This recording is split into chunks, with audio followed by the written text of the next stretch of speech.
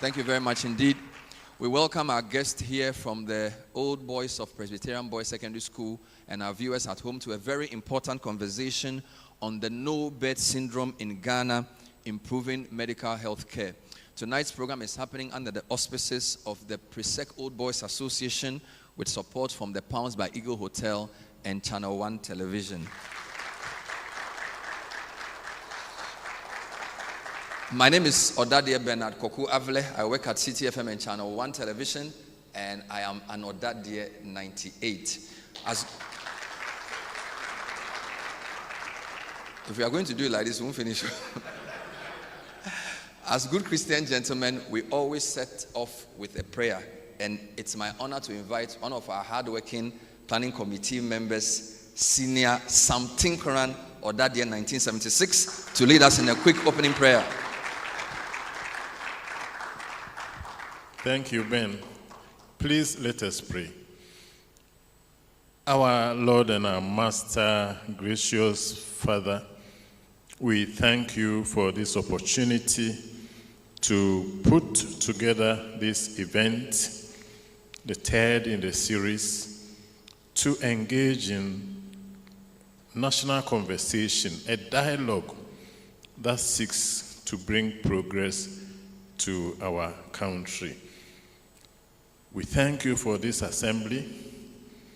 We invite your Holy Spirit to come into our midst, bring us light that will shine in our hearts, in our minds. Lord, may our conversation bring honor to your name and progress to Ghana. In Jesus' mighty name, amen. Amen. Please put your hands together for Ɔdadeɛ Sam Tinkeran. Our motto is a solid bulwark propping us along. We want to take our school anthem before we set off, and I'd like to invite Ɔdadeɛ Isaac-Kwe, we call him Zikwei, to conduct us as we render the school anthem before we get into proceedings from tonight. Please rise to your feet. Ɔdadeɛ, please take it up as we sing in unison.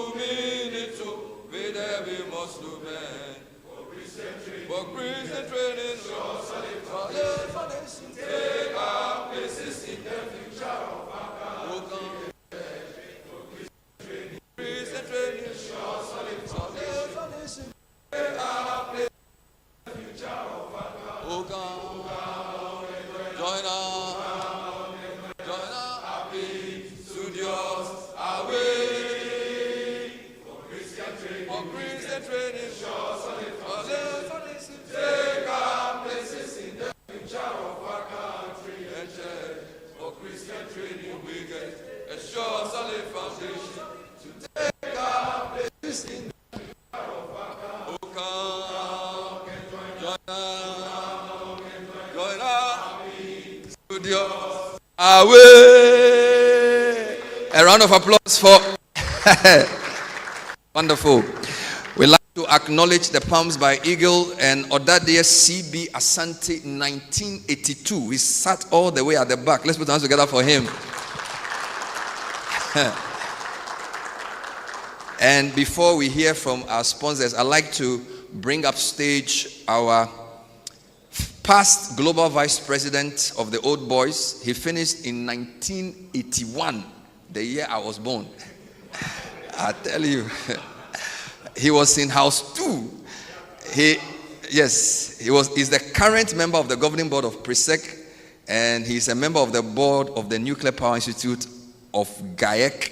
He's also the CEO of a company, I'm not sure if I'm getting this right, is it Maridev Ghana Limited. Ladies and gentlemen, our chairman sitting in for the global president is Dr. Ernest Owusu Afari, aka Dibango. Dibango will greet us. Quick message. Thank you very much, Bernard. And if you were born in 1981, when I was finishing school, I think that should be highly classified information, not to be put out in the public domain.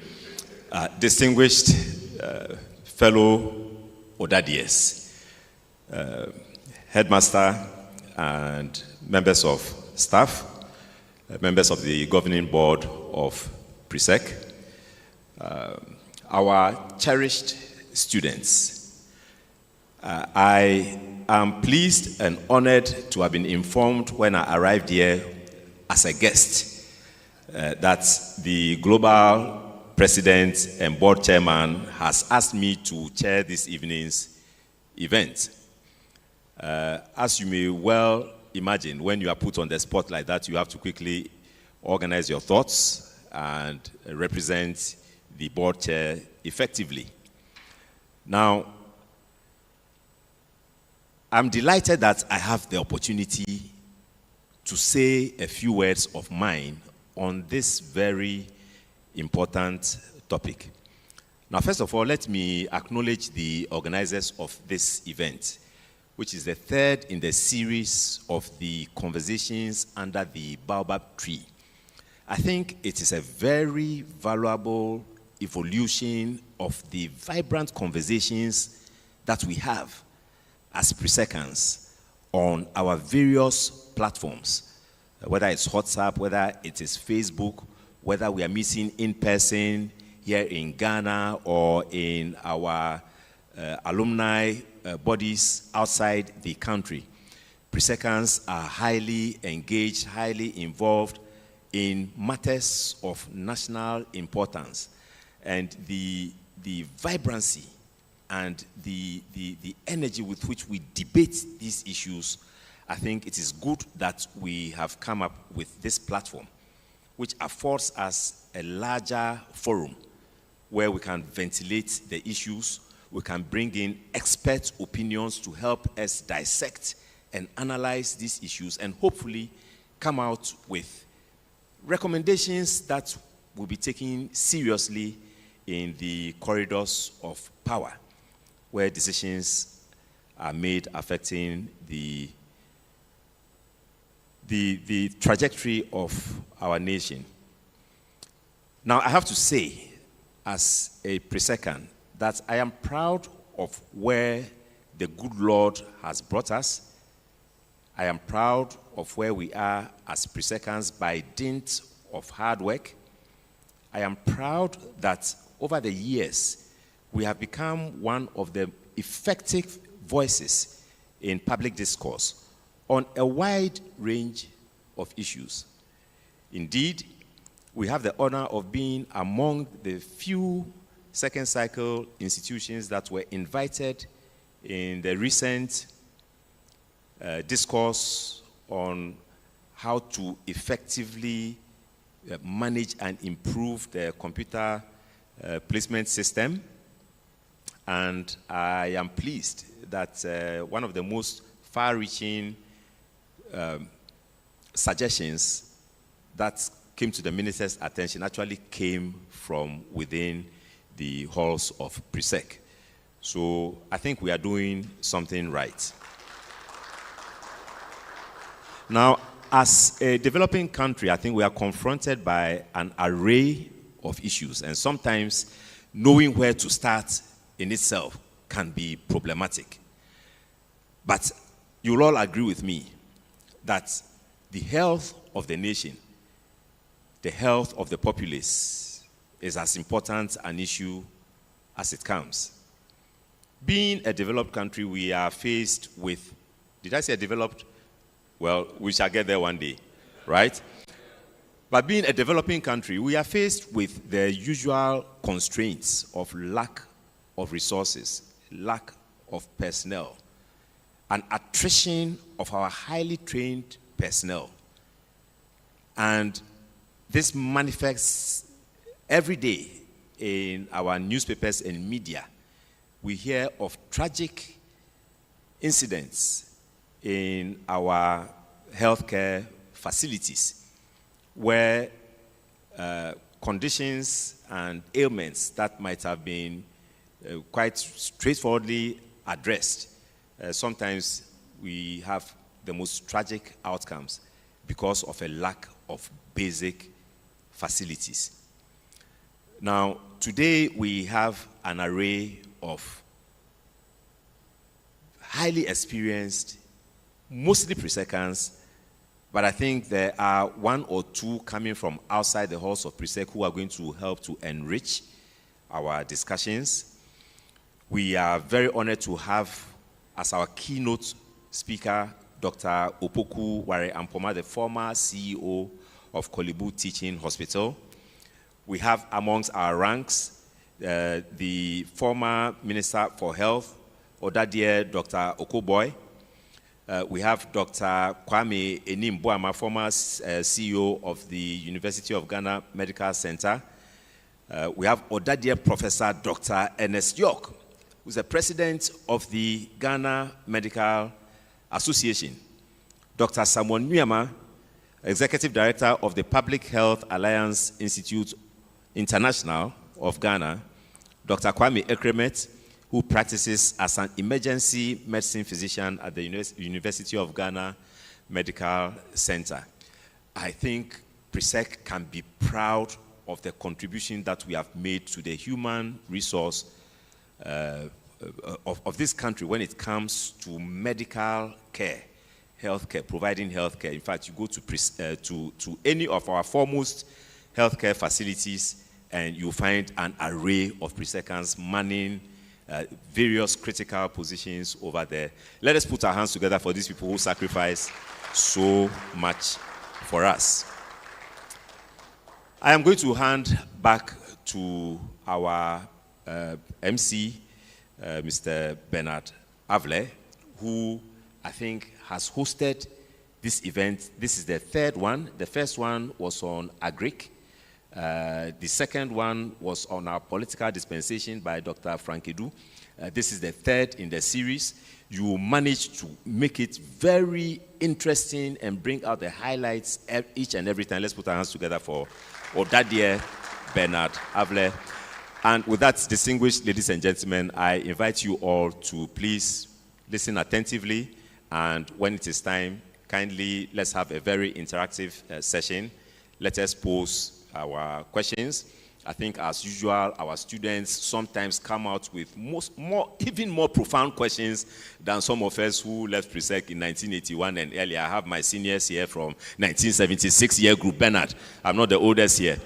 So, on that note, distinguished ladies and gentlemen, fellow Ɔdadeɛs and students, you are most welcome to this event. Thank you very much indeed. That was the first global vice president of the Old Boys, or past rather, Dr. Ernest Owusu-Afari, 1981. Please put your hands together for him. And indeed, I need to recognize Dr. Yemo, who finished PRESEC in 1963. And is still a very active doctor at Lakeside Hospital. So basically, 3 years before Nkrumah was overthrown, he finished secondary school. I'm sure he was part of those who were planning the overthrows. That's on the lighter side. A program like this would not have been possible without the kind support of a number of partners.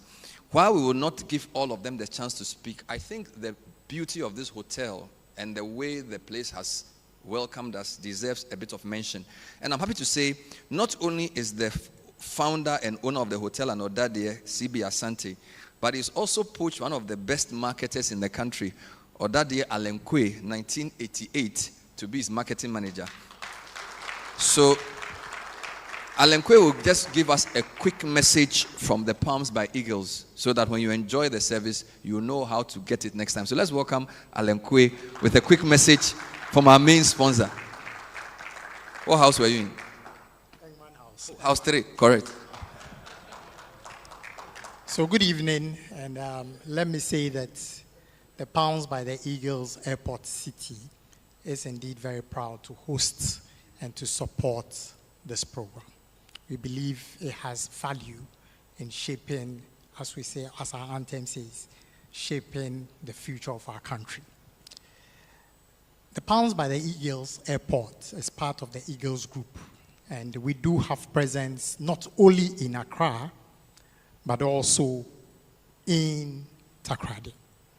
The strength of the hotel or the hotels largely lies in our spaces. And when we talk about spaces, we are talking about accommodation rooms, we are talking about meeting rooms, we are talking about the conference facilities where we are currently at, and of course our food and beverages that we do serve to our customers.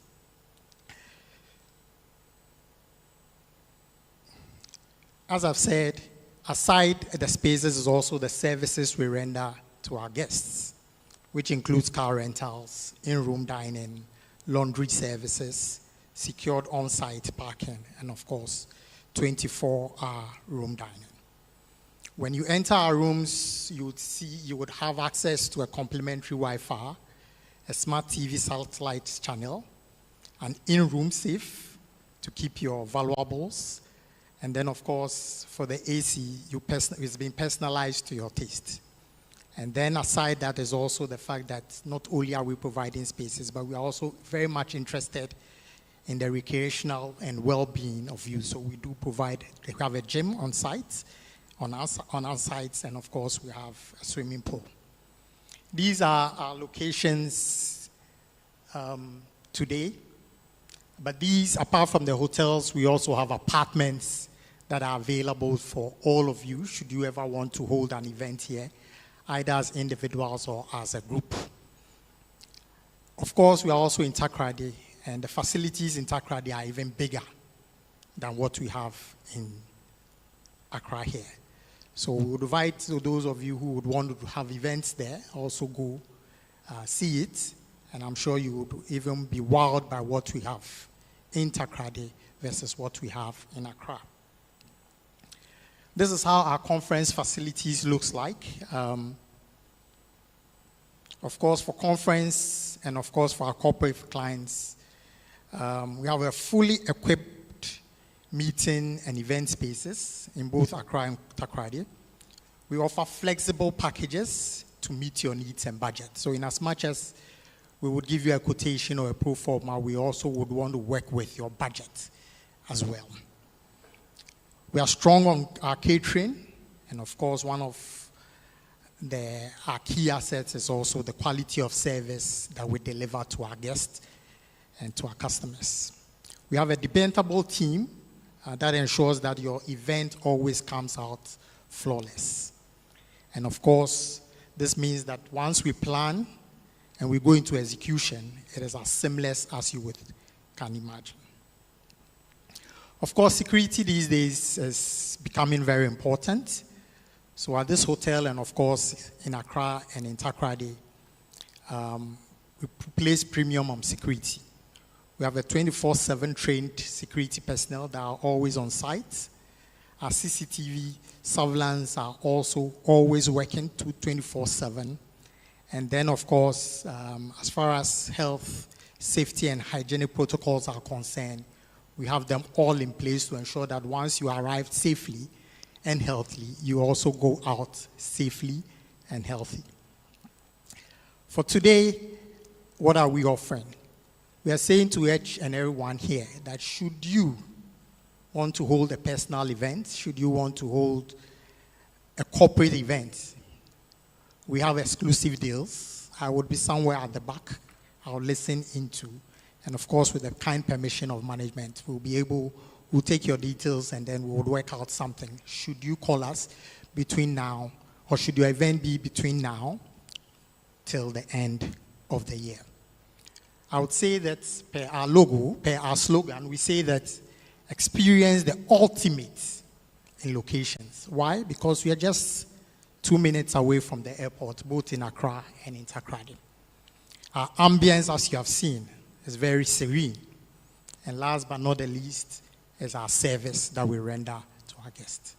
I hope we all have a good evening today, and we look forward to having you as guests in our beautiful premises, both in Accra and Takoradi. Thank you very much.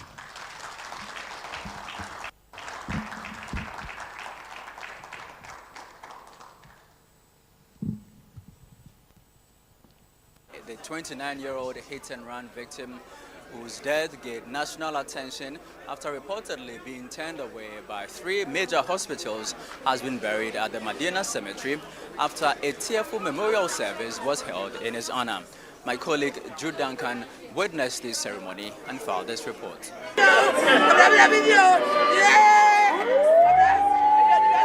Pain and sorrow filled the Methodist Resurrection Chapel at Adenta as family, friends, former schoolmates and colleagues from Promasidor, Ghana gathered to bid farewell to Charles Amissah.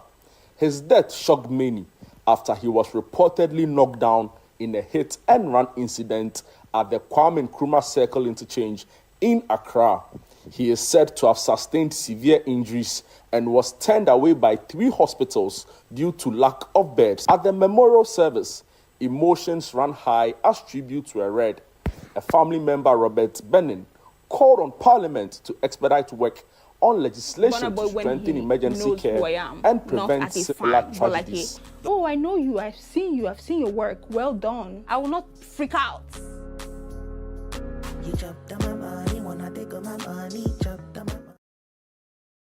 Emergency care law. This will save many lives, so we don't do this often. In a tribute read on her behalf, his mother, Susanna Sego, lamented what she described as systemic failures in emergency health care, saying her son was denied critical care when he needed it most. What makes this loss even harder to bear is the painful reality that the very system meant to preserve life failed you. Among your siblings are 2 medical doctors who have dedicated their lives to serving this country, caring for patients daily, and trusting in the healthcare system. Yet, when it mattered most, that same system could not save you. This is a grief layered with heartbreak and unanswered questions. The agony of knowing that despite knowledge, training and faith in the system, my son could not be shielded from suffering. No family should endure such pain. No life should be lost in circumstances that leave loved ones wondering if more could have been done. No mother should be burying her son. Charles Amissah is survived by his mother and 2 sisters, both medical doctors, one of whom is an emergency trauma specialist. The president of a non-governmental organization, Accident Victim Support, Reverend Cyril Crabbe, also used the occasion to call for urgent reforms in how accident victims are treated nationwide. Charles's case represents 1,000 of the cases he's experienced or we have heard from him. It begins on our roads, from recklessness, indiscipline, overspeeding or speeding on our roads, driver training, driver attitude. This is where it begins from. As a country, we've shown how unempathetic we are towards crash victims. That when it happens, we talk about it and then we leave it. And I personally and single-handedly give it up to Parliament for discussing it, but it shouldn't end there. I believe that there should be policy review. They should look at the policy review. There is the compensation fund that is supposed to help crash victims, hit and run cases. Compensation fund should be empowered, or the entire country should be empowered, should be made aware of the compensation fund. Let's settle for the details of our stories, and we begin from a very unfortunate one where a hospital in Kaswa is facing growing criticism following the death of a pregnant woman whose family alleges she was denied timely surgical intervention. The incident has triggered calls for investigations into standards of care and the persistent problem of inadequate bed space. Central Regional Correspondent Akwesiado has more. The Mother and Child Hospital in Kaswa has come under intense public scrutiny after the death of 27-year-old Abigail Opoku, who was expecting her first child. According to relatives, Abigail was referred to the facility last Friday from a private hospital after doctors recommended the cesarean section due to delayed labor. Her sister, Doris Opoku, says repeated requests for the surgery were denied because staff cited the lack of an available bed in the recovery ward.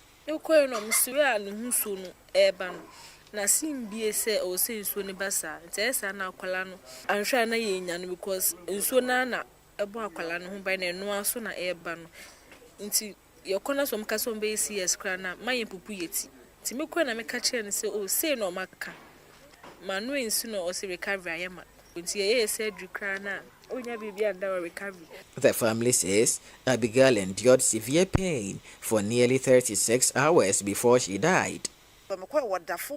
And a nurse for the Gina home of Fred doctor. I'm a auntie nurse, me belly woo, get up me by inside, you, I've almost a quarter rubber. No more true, I said,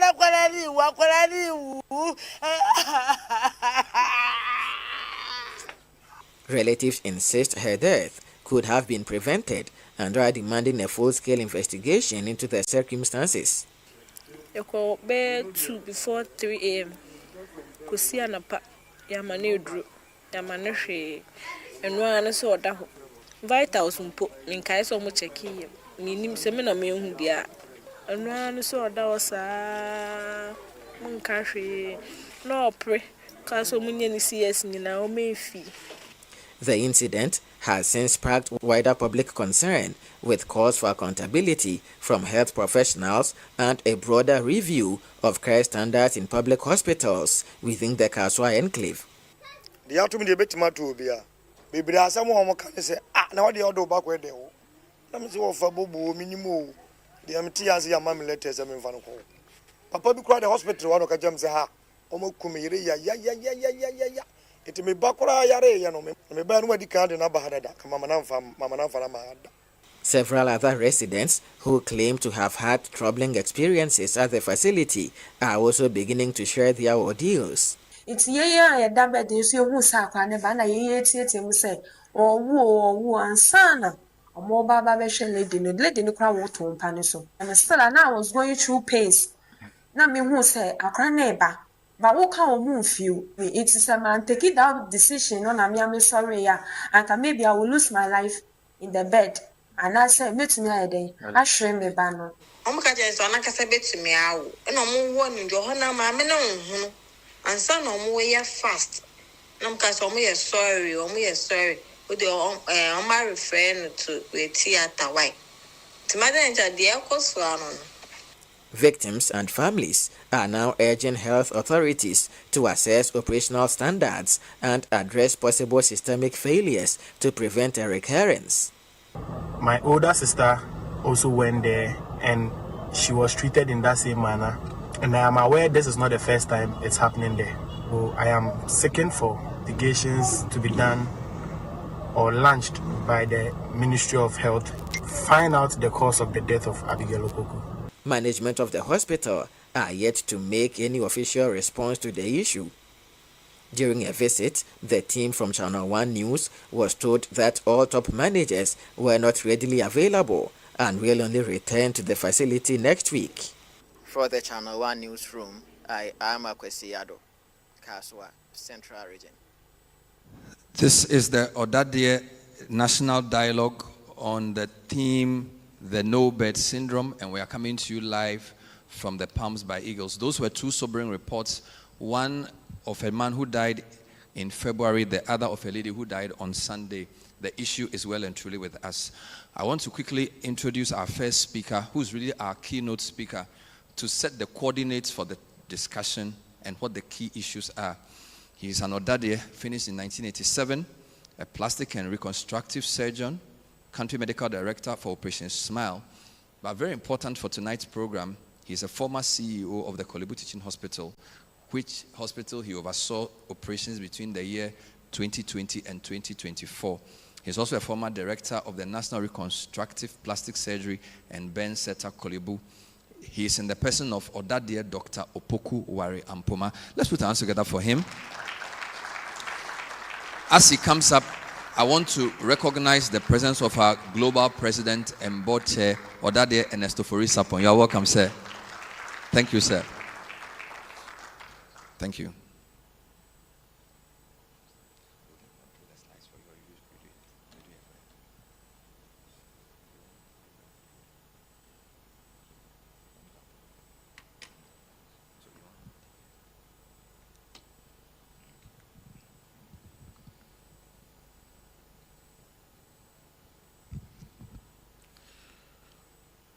Good evening, Global President, executives of the Ɔdadeɛ family, Mr. Headmaster, colleague panelists, senior Ɔdadeɛs, and students. It is a great privilege to be called upon to discuss this very important topic. And after hearing those stories, I think we all feel a certain sense of loss and a certain sadness that this should be happening in our country at this time. The Nobel syndrome, I think it's a term that was coined to characterize the fact that sometimes when people need emergency care, they are turned away from facilities in their hour of need. But I think there's main subject is to talk about improving emergency health care in Ghana as a whole. And I think that is where the thrust of this discussion will lie.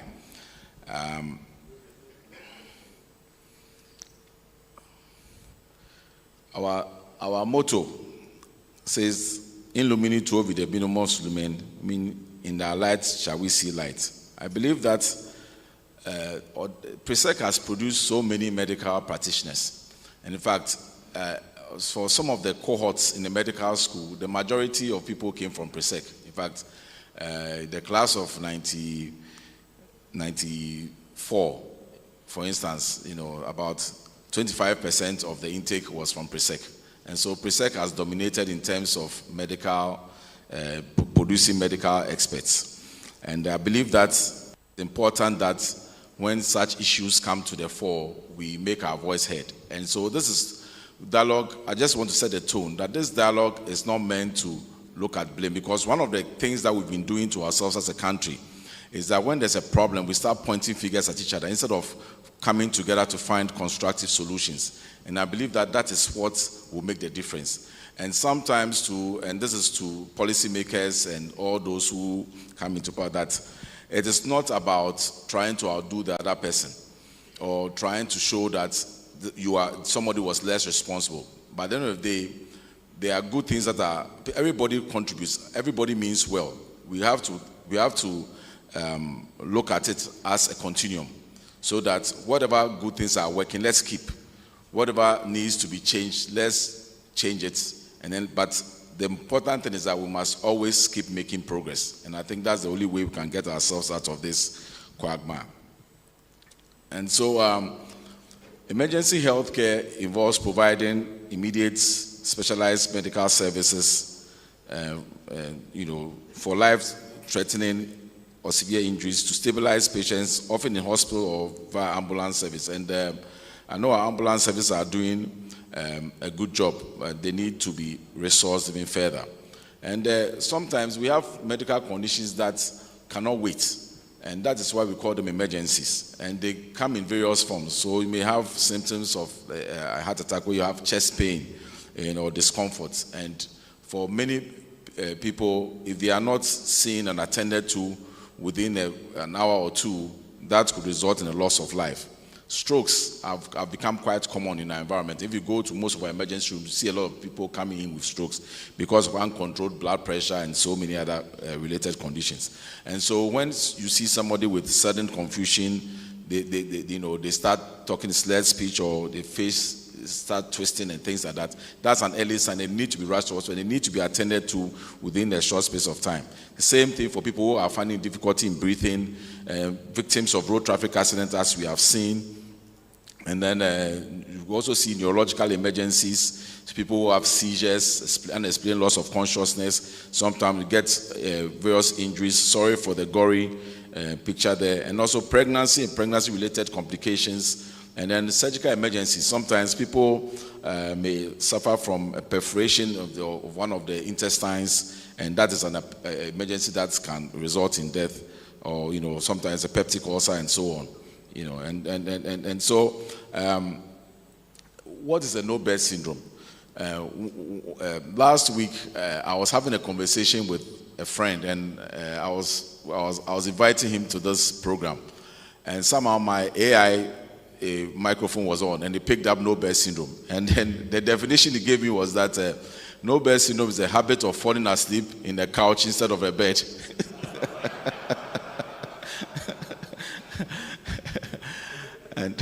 And so some of us actually suffer from no-bed syndrome.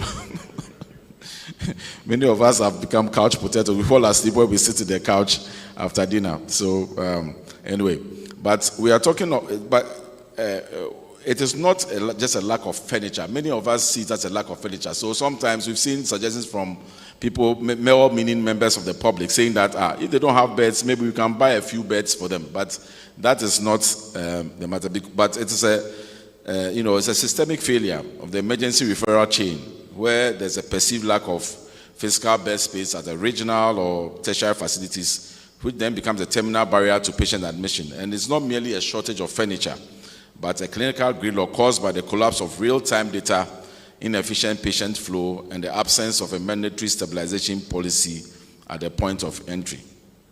And so there's a human face of the crisis. In 2026, that's recently, we saw this unfortunate young man. In 2018, the story, the slide, the picture in the middle, there's a 70-year-old man who died after he had been refused treatment in 7 hospitals. He had gone around 7 different hospitals, and also the same lack of bed issue. Now, in 2009, this story happened. Now, this one is closer to home. Now, this young man who's an Ɔdadeɛ, Presec 86, okay, had a meal in a restaurant with his family, collapsed, and then was sent to a nearby facility. No aid was offered, and he was just asked to go to Kolebu. And so by the time they got to Kolebu, you can imagine driving a car in the traffic and all that, trying to make their way, trying to go to Kolebu. It looks like he was almost kind of gone, but there was attempt at resuscitation, which was unsuccessful. He was pronounced dead. The post-mortem didn't show there was a stroke or a heart attack or anything. So sometimes the people who suffer just a sudden collapse, and once the appropriate measures are taken, this person can survive. Now, now this person happened to be my senior brother. Okay, so this is something that is close to home. So I'm not talking as somebody who is a disinterested party, but I also have skin in the game, because I know how it feels and how even after so many years, the trauma, the pain still lingers. So every life is important. So sometimes these things make the news, but there are countless others that haven't made the headlines. So it's important that we all work together to make sure that this becomes a thing of the past, that this does not happen again. And so I want us to concentrate our energies in that regard. So fast forward, I think people will ask, why is this happening? There are minimum of reasons that are attributed. So referral failures, people showing up at the tertiary facilities for basic needs and then clogging up the system. Sometimes the primary clinics also, there's usually what the report that we just heard, people are expressing a certain lack of trust in that facility, because they feel that they will not be served properly if they go there. So people will just decide to go to the advanced setting, because if you go to Konfo-Anokye or Kolebu, you know that you get the biggest collection of specialists. So because of that confidence, they feel that, look, let me rather go there instead of going to a lower facility and then being sent up the chain, as it were. Also, one of the things that we also have to look at is the fact that it's not about having a big tank, but it's also about the choke pipe, because when patients flow into the hospital system, and then they must also flow out. So if there's any inefficiency at any point that clogs the chain of movement, then that is going to cause a backup, and then it shows up at the front door as a no-bed syndrome. So there are lots of systemic issues that happen. So patients who have been discharged can't pay their bills, patients occupying beds that should be occupied by emergencies and so on. And also the triage gaps, because most of the emergency rooms should have, a way of sorting out the patients very quickly so that those that need urgent care can be sorted out. You see, the emergency room, many people don't understand the culture of the emergency room. The emergency room is not the place for first come, first served. And that's what people need to understand. The emergency room is a place where the one who has the most urgent need has to be seen first. So sometimes the patient who is rather quiet is the one who is actually slipping away and needs to be attended to very quickly. The patient who is struggling to breathe and is very quiet. You may see somebody shouting, sometimes it means they are okay, at least they can survive for a little bit. So, but when somebody meets them, they will think that, this person is being, because of the drama. So everybody thinks, why are they not attending to this person? Sometimes it's not just because of callousness on the part of the health workers, but they have to prioritize who needs to be seen. So in the emergency room, it's not the first come, first served. When somebody stops breathing, you need to restore the breathing within 5 minutes, otherwise the brain dies. So somebody who has stopped breathing, that is your first priority. Somebody whose heart stops, is another. So those are the things that determine who should be seen first in the emergency room. So just for education. And then one of the key things that we also need to address is data blindness, because our ambulances are just running around basically blind, not knowing where to send patients. Let's face it, today in Ghana, right? When we finish this program, those of you who didn't drive yourself, if you order an Uber, okay, or a Bolt, or whichever one you use, okay, within a few minutes, you'll be told the taxi is this number of minutes away. You'll be getting updates. So the vehicle, you'll be told which vehicle number and so on. And, but supposing somebody collapses in this room right now, and we have to send them to the hospital, where are we sending them? We are totally blind. We don't know where to send them, which place is the most appropriate to send them, and so on. So that is at the heart of some of these issues that we are facing, needs to be addressed, and there's technology available to address it. Of course, there's also the issue of personnel and also lack of specialized systems and equipment and so on at some of the facilities, which affects how patients are processed. And so I'm sure someone asks that, okay, you were a CEO, what did you do? During your time, what did you do? Don't come and stand here and talk plenty. So at least I want to show that at least when I was Chief of Kolebu, we also did we did a few interventions, and so we refurbished, equipped the A&E, increased the capacity from 45 to 65 with diagnostic capabilities. We introduced new diagnostic equipment, including like on-site ultrasound. Dr. Ekremet is here, he worked there, so he can tell whether, and then mobile X-ray, ECGs, and so on. We also expanded the lab services, the KML, which had a turnaround time of less than 2 hours, because sometimes the problem is that the clinicians want to make a decision, and they need the laboratory results, they need a CT scan and so on to make a decision so that they can move the patient somewhere else. But then if they don't, then the patient stays within the emergency space and clogs the bed, and then others cannot be admitted. So some of those things. And then we also engage emergency physicians, because they are the people, they are the kings of the emergency room. In fact, and those are the people who are the center of our emergency service. In fact, it's unfortunate that in Ghana, it was only within the last decade and a half or so that we started training emergency physicians in Ghana. So, meanwhile, we had all the different medical specialties, but we hadn't trained emergency physicians. And so, unfortunately, Kolebu Teaching Hospital didn't have any single emergency physician employed in Kolebu, which was our premier referral facility as at 2020 when I came into office. And so together with the team, the head of A&E and my medical director, we got together, and then I want us to recognize this gentleman in the front. I know he doesn't like drawing attention to himself, but he and his team did something very laudable, which we really, really should salute. That's Dr. Kwame Ekremet, is an emergency physician. At that time, we didn't have a single emergency physician in Kolebu. So we engaged them. We approached them and engaged them, and they willingly came on board to help, together with Dr. Kwame Odro, Dr. Odro, who is Dr. George Odro, who is with the Ghana College of Physicians and Surgeons, and then the director of the College of Physicians and Surgeons. So they gave us fast-track our accreditation process, because Dr. Ekremet and his colleagues agreed to come and be on site and supervise the Kolebu emergency with all the chaos that was going on. They decided to come on board, and so because of them, we were able to now get accreditation to train fellows in emergency medicine. And so the first cohort of fellows, 3 of them graduated last December. And it's thanks to people like him.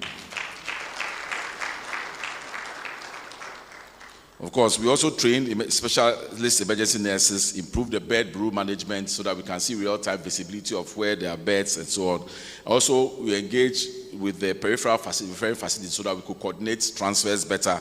And also, we established a cardiovascular helpline at the medical block, which was helping to, monitor and give support to patients with cardiovascular, disease. So, those are some of the things that we did, among other measures. But then, I would just like to do a quick comparison of the architecture of emergency care in Ghana, okay, so that you understand why we are having because we need to take certain bold steps to make sure that we change the way the system is structured before we can get that lasting impact. So, I mean, like, National Ambulance Service is present in all the districts, but then the dispatch is often disconnected because when they pick a patient, they are not sure where they are going. And so they are actually traveling blind. Whereas other places, there's a unified dispatch center, which has got real-time visibility of bed availability, the type of bed, the type of facilities, and so on. So they are able to better direct the ambulances to where the patient will get the best care, so that we don't have this hit and miss kind of phenomenon. And also, looking at our triage, okay, so other centers, they use aggressive triaging. So as soon as the patient comes in, somebody quickly sorts them out into, the different categories so that we know those that need urgent attention and so on. But then here, sometimes the way the way even the spaces are arranged, they don't have that much room to be able to do that kind of, so that begins to block flow. And then data visit also, we also doing a lot of manual system. We actually introduced a digital system some time ago, but we've had some setbacks in there, which I think powers that be have to address. But it's important to have real-time dashboards. It's like air traffic control. When you go to the airport, they can see where all the planes are coming in and so on, and direct traffic. So that is how this kind of dashboard works. So there's one at the regional level, at the district level, at the even up to the national level. In fact, one of the things that actually helped this country to manage COVID very well was that the Ghana Health Service had got a very robust data system. And that's how come, the president was able to make, the then president was able to make the appropriate call and say, look, you can open the schools. And people will say, hey, why are you open? But because he had access to real-time data. And so he could predict and monitor. And so that's why Ghana got, the COVID management right. And we got a lot of international plaudits for it. But it was because we leverage on technology and real-time data. And so that is something that we need to employ. So it's something that this is not new to us. It's something that we can do. And so I really encourage that we do that. And then also the way the referrals are done here, the lowest facilities just kind of push to the to the upper, to the higher, instead of whether they are where there's a bed or not. But then in other places there's a more centralized command so that people are placed appropriately. And then the other issue that we also have to look at is the fact that our care is organized in silos. So hospitals are working in silos instead of at the regional level. Senior phobia and others who have been abroad know that if you are engaged as a consultant, you are not engaged just in a particular hospital, you are engaged for a certain region. So the dispatch person can actually move personnel, not just patients, also moves personnel. So sometimes maybe a patient, there's a patient presents to RAGE with a certain condition. We are all working for the government. Why can't, if let's say RAGE has a theater available and that patient can be sorted in that theater, but they don't have a surgeon, why can't surgeons be moved from another place to go and sort out the patient at RAGE so the patient doesn't have to move up, to come and congest? So that's the kind of rethinking that we have to do. So that instead of organizing the care in silos, we have this flexibility. I was in the UK and I had a base hospital, Glasgow Royal Infirmary, but then I also covered a certain, so sometimes I could drive, let's say 55 miles on the motorway, within 1 hour you are there, then go and perform surgeries and then come back to my base. And it's all part of the service. So you are serving a certain area. And what that does is that it helps you to decentralize care. Patients don't need to always come up to the main place. And then even when the patient has to be referred up, you've already seen them and then decided that, look, this one needs to come up. So when they come, they're not new. They're not trying to find their way, but they've already been, identified, and you know what to anticipate. Right. So to us to be able to improve our emergency care, we need to look at the health systems approach. So there are leadership and governance issues, there are human resource issues, service delivery issues, technology issues, finance, information policy, and all these have an input into whether we are able to improve on our emergency care or not. So I know that we have to make time for that aspect. So I'll just run quickly through them. But of course, leadership and governance, the appropriate laws. You were talking about passing the Emergency Care Act and so on. Those are laws that enable us to, but then those laws must also have teeth to bite. Okay, and so the enabling legislations must be passed to make sure that we actually get the benefit of those laws. I mean, in the US they passed the Impala, where there's a law which mandatory emergency and labor act, where they make sure that, so that once a patient reports for an emergency, you don't have any right to turn them away. So instead of seeing that, so this is a burden, you see it as your responsibility. Okay, so it's very important. And it's also, there are a lot of governance issues around our healthcare, so strategic management capacity, all those things are, and then also measuring, because we need to measure. So all these issues that are happening, are we measuring it? Are we taking note? You see, because what gets measured is what gets managed. Okay, so it's very important that we put, and so I'll talk about the hub and spoke model, and then no refusal policy, and then the structural reorganization, which I've talked about already. And then the human resource, because you cannot do anything without human resource. The human beings are the key. Okay, and so whether do we have enough staff, the coverage? I mean, one of the areas where we are falling short is in critical care. I'm happy that Madam Faustina Adepa is here. Okay, now you need, for each one critical care bed, you need 9 nurses per critical care bed. Now, you need, then looking at the number of population of Ghana, if you are taking the population of Ghana to be about 30 million, we need about 3,000 critical care beds. At the moment, we have less than 200. Okay, so that immediately tells you where the gap is. And then her school is, I think you are the only critical care training school in Ghana. Are there any others? You are the only one, right? Good. Okay, so school, every year the cohort is 150. So if you look at the fact that we need 3,000 critical care beds, now we have this 150. So let's say if we need, let's say 29,000 something beds, right? And we need 9. Okay, so it means we need just under 27,000 critical care nurses, okay, to be able to provide sufficient coverage for the country. Now, if we are producing 150 a year, and then we are also losing some of them to greener pastures and West Indies and so on, then where does that go?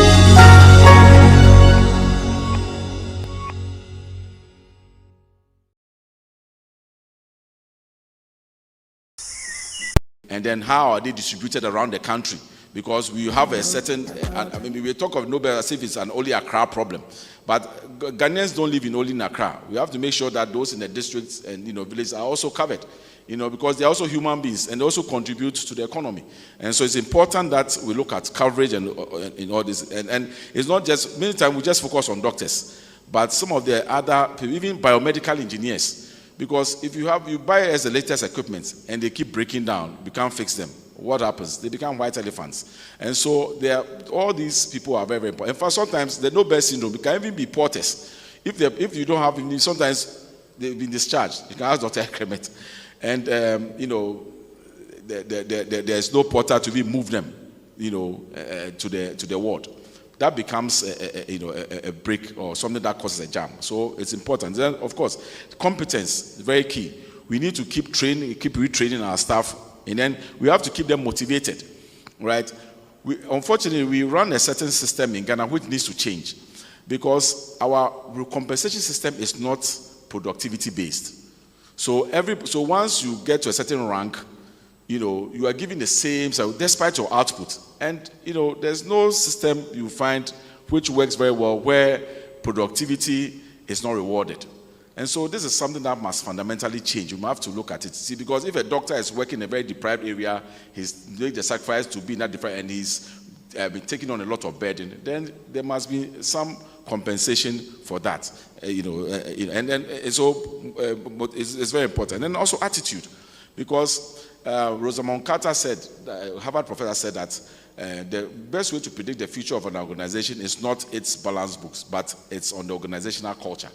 Because the way we do things, very important. That's why attitude is something that you cannot buy, or you cannot measure. Or you can measure it in a way, but it's something that you cannot underestimate.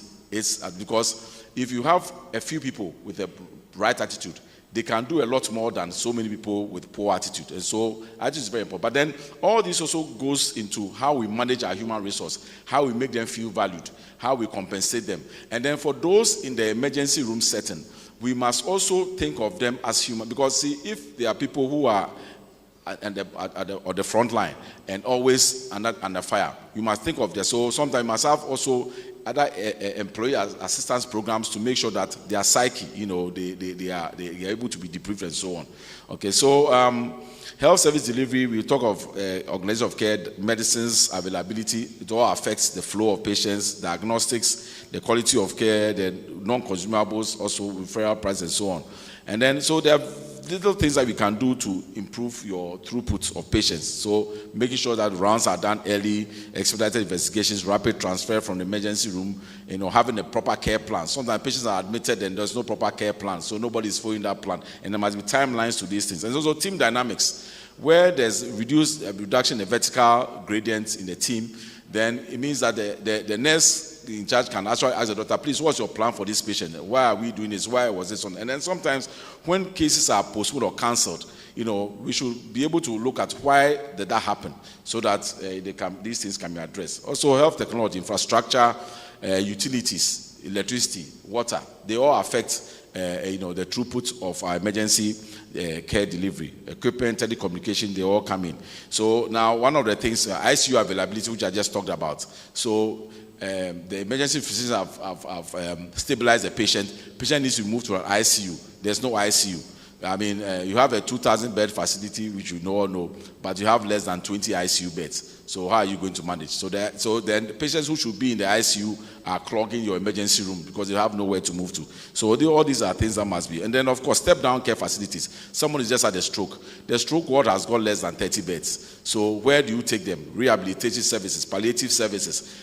Dr. Phoebe is a geriatrician. But do we have facilities to care for the elderly? Sometimes people just need, somewhere that they can die in dignity. Like people who are, have advanced disease, there's nothing that can be done medically to cure them. But then they need somewhere that they can be sent to die because they will have certain issues.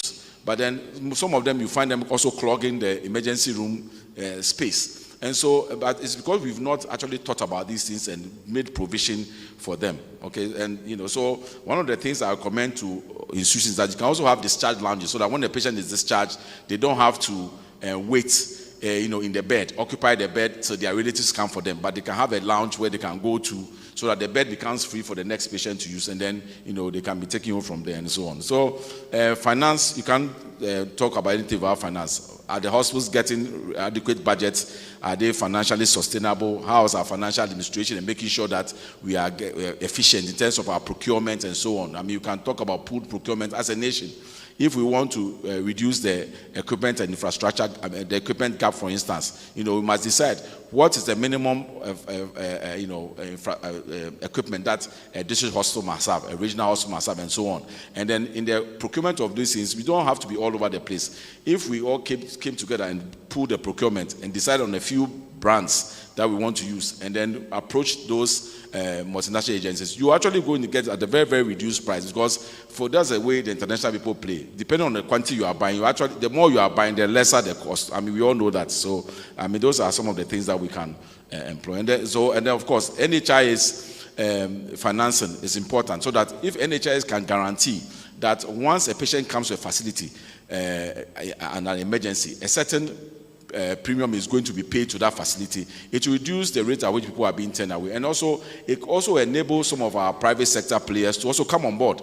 Because one of the things that the private sector players are afraid of is that when you don't get reimbursed for the service, then what happens to you? So that is something that can be taken away by this stabilization fund or the first hour, payment, or and then where hospitals are also very efficient in processing patients, there should be a certain incentive, financial incentive for them, in terms of like early bed reimbursement or getting like a higher bonus for how quickly. So then there's an incentive for them to be more effective and efficient.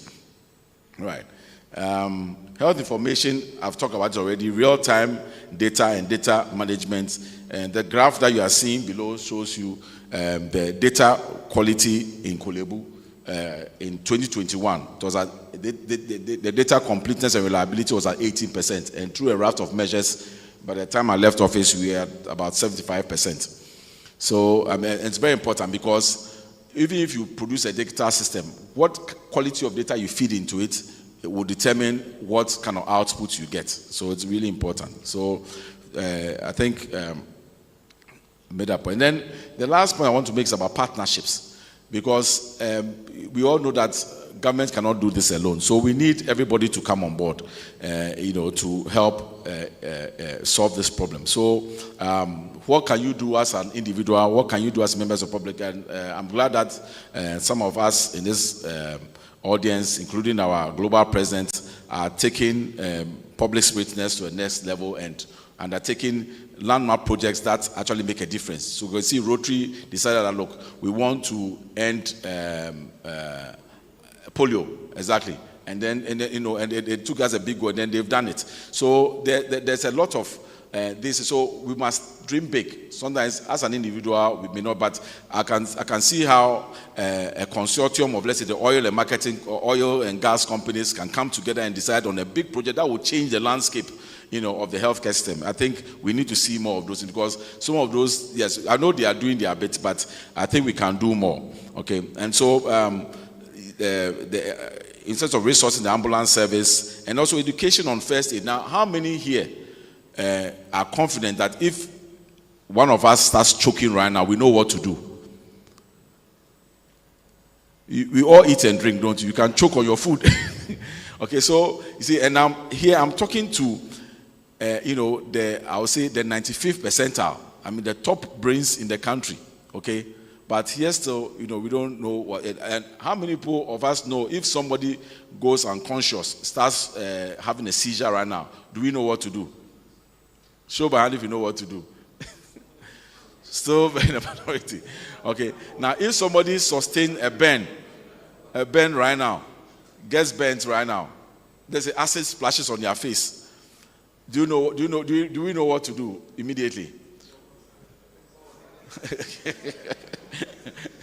Okay, so these are important. You see, because when it comes to emergency care, any of us can make the difference between life and death for the person.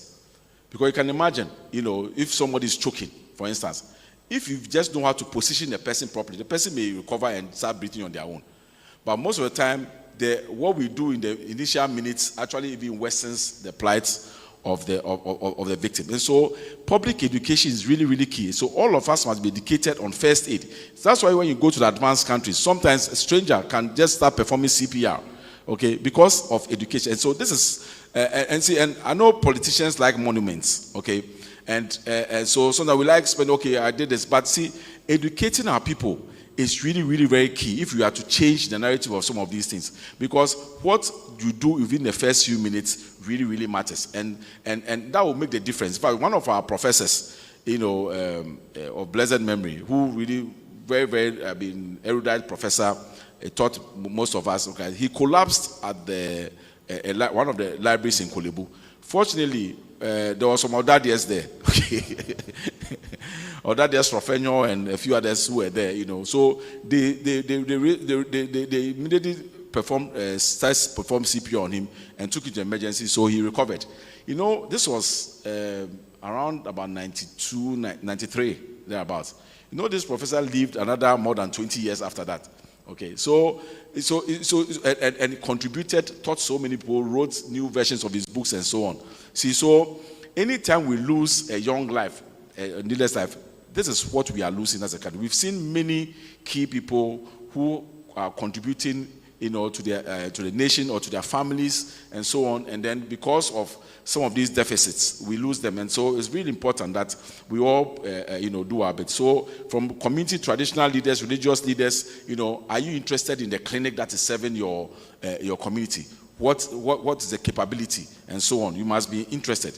Individuals, families, clubs, please, you can do your bit. And then also business, PPPs, okay, because one of the quick ways that we can scale up is to involve the private sector in providing some of the equipment gap and so on, infrastructure gap and so on, and that is really doable and so on. We can talk of NGOs, international organizations, etc. So, and of course, we need to ensure that there's transparency and mutual accountability when these are happening. So, a chain is as strong as its weakest link. I'm sure we all know that, and so let us all do our bit so that Ghana has a stronger emergency care system. So one of my philosophies is that don't let what you cannot do interfere with what you can do. Most of the time we are thinking of something big, but there's always something you can do. So focus on that and make sure you do it. And I'll also advise all my colleague healthcare workers, because sometimes you think, I don't have a CT scan, I don't have, but you can monitor the patient. There are things you can do for the patient. You can make sure that you give the patient the appropriate attention and so on. And some of those little things actually make a huge difference. Okay, so sometimes it's not just about equipment, but it's about how much you care and how much you are ready to do for the patient who is in front of you. And so, I know that there's a lot of challenges, but I believe that each individual has something to contribute to making sure that this problem becomes a thing of the past. And so my last quote is that, look, if you think you are too small to make a difference, you haven't spent a night with a mosquito. Okay. So it's always this is something that everybody can do, and so this is a call to action. And so, as our motto says, "In our light we shall see light," and our song says that we should take our place in the future of our country and church. So this is a time for us to stand up and be counted, and making sure that the emergency healthcare system in Ghana becomes one that everybody will be proud of. Thank you very much. Dr. Opokuwari Ampoma, a former CEO of the Kolebu Teaching Hospital. And somebody was commenting, this is how House 6 boys are. When you give them 10 minutes, they take 20 minutes. Laboni House, they are very different because they are like a... Let's put hands together one more time for Dr. Opokuwari Ampoma. Now, I'd like to segue straight into a panel discussion, because the way the time is working, if I sort of give everybody the chance to come up here, it will take a lot of time. But I'm going to invite my panelists one by one. We'll all take our seats here, and they'll still get a chance to deliver their opening thoughts in a very coordinated way. So we are taking our places in the future of our country and church. This is an Ɔdadeɛ National Dialogue dubbed Conversations Under the Baobab Tree. This is the 3.0 version on the health sector, and we're discussing the node-bed syndrome. We've just heard from the former CEO of the Kolebu Teaching Hospital, Dr. Opokuwari Ampoma, who has set the coordinates very comprehensively. So I think what we are just going to do is to dot a few I's and cross a few T's, because it's been a fantastic presentation. So I'd like to invite the following to join me and take their seat as we get into a discussion. We're very proud to say that the president of the Ghana Medical Association is an Ɔdadeɛ. He's in the person of Ɔdadeɛ Professor Ernest York. Please put your hands together for him. He finished in 92. He's also a council member for the Ghana College of Physicians and Surgeons. He was on the council between 2017 and 2021. And the president of the Diabetes, Endocrine and Metabolic Society of Ghana, known as DEMSOG. Wow, wonderful. DEMSOG. Powerful. So we also are very privileged to have a man who used to oversee the operations of one of Ghana's new and important facilities, the UGMC. He's in the person of Ɔdadeɛ Dr. Kwame Enimbuama. He finished in 1989. He is also a former hospital director for the Eastern Regional Hospital in Koforidua. UGMC is one of the places that people like to go. It's beautiful, it's nice. And he's one of the foundational people who made UGMC what it is. So a round of applause for him.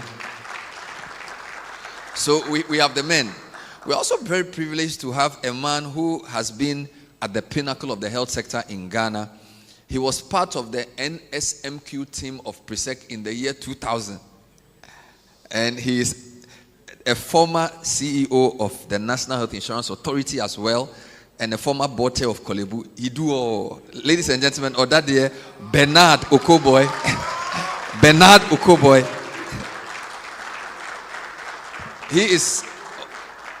He finished in the year 2000.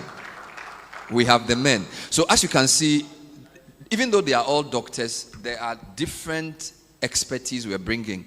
Medical association, running UGMC, overseeing health insurance. Please put this pulpit close to my side.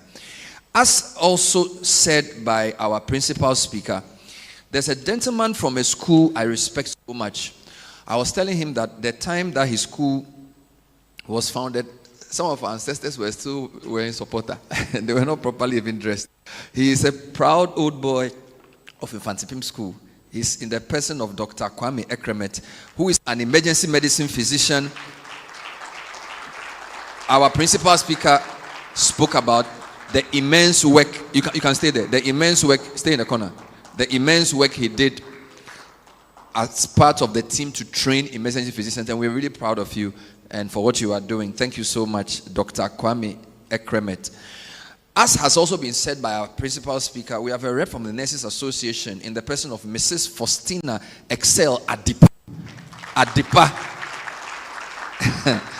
Adipa.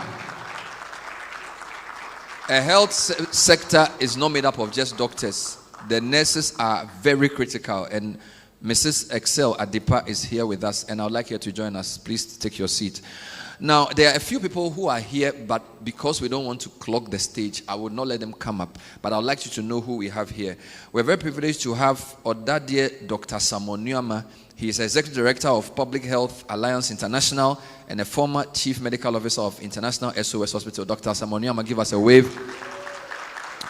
Doc, just move a bit closer to the front. I also want to acknowledge Dr. Laurentia Ankama, a rep of Mr. Banahini from St. Michael's Specialist Hospital. Dr. Laurentia Ankama, where are you? Please come and join Dr. Ampoma in the front. Please come. It's very important. Because they are like discussants. I also want to acknowledge an Ɔdadeɛ who has been mentioned, who is a very important part of the planning committee, a nuclear medicine physician, head of nuclear medicine at the Ghana Sweden Medical Center. He is in the person of Ɔdadeɛ Dr. Niboy Hammond. Please put your hands together for Dr. Niboy, who wrote the concept note in less than 20 minutes. He was part of the NSMQ of 96. He was one of the super subs. So that's Niboy Hammond. Let's put our hands together for him. And I hope I've not forgotten Ɔdadeɛ, who is a geriatric medical practitioner. Ɔdadeɛ Fobi Edusa Amankwa, 1984.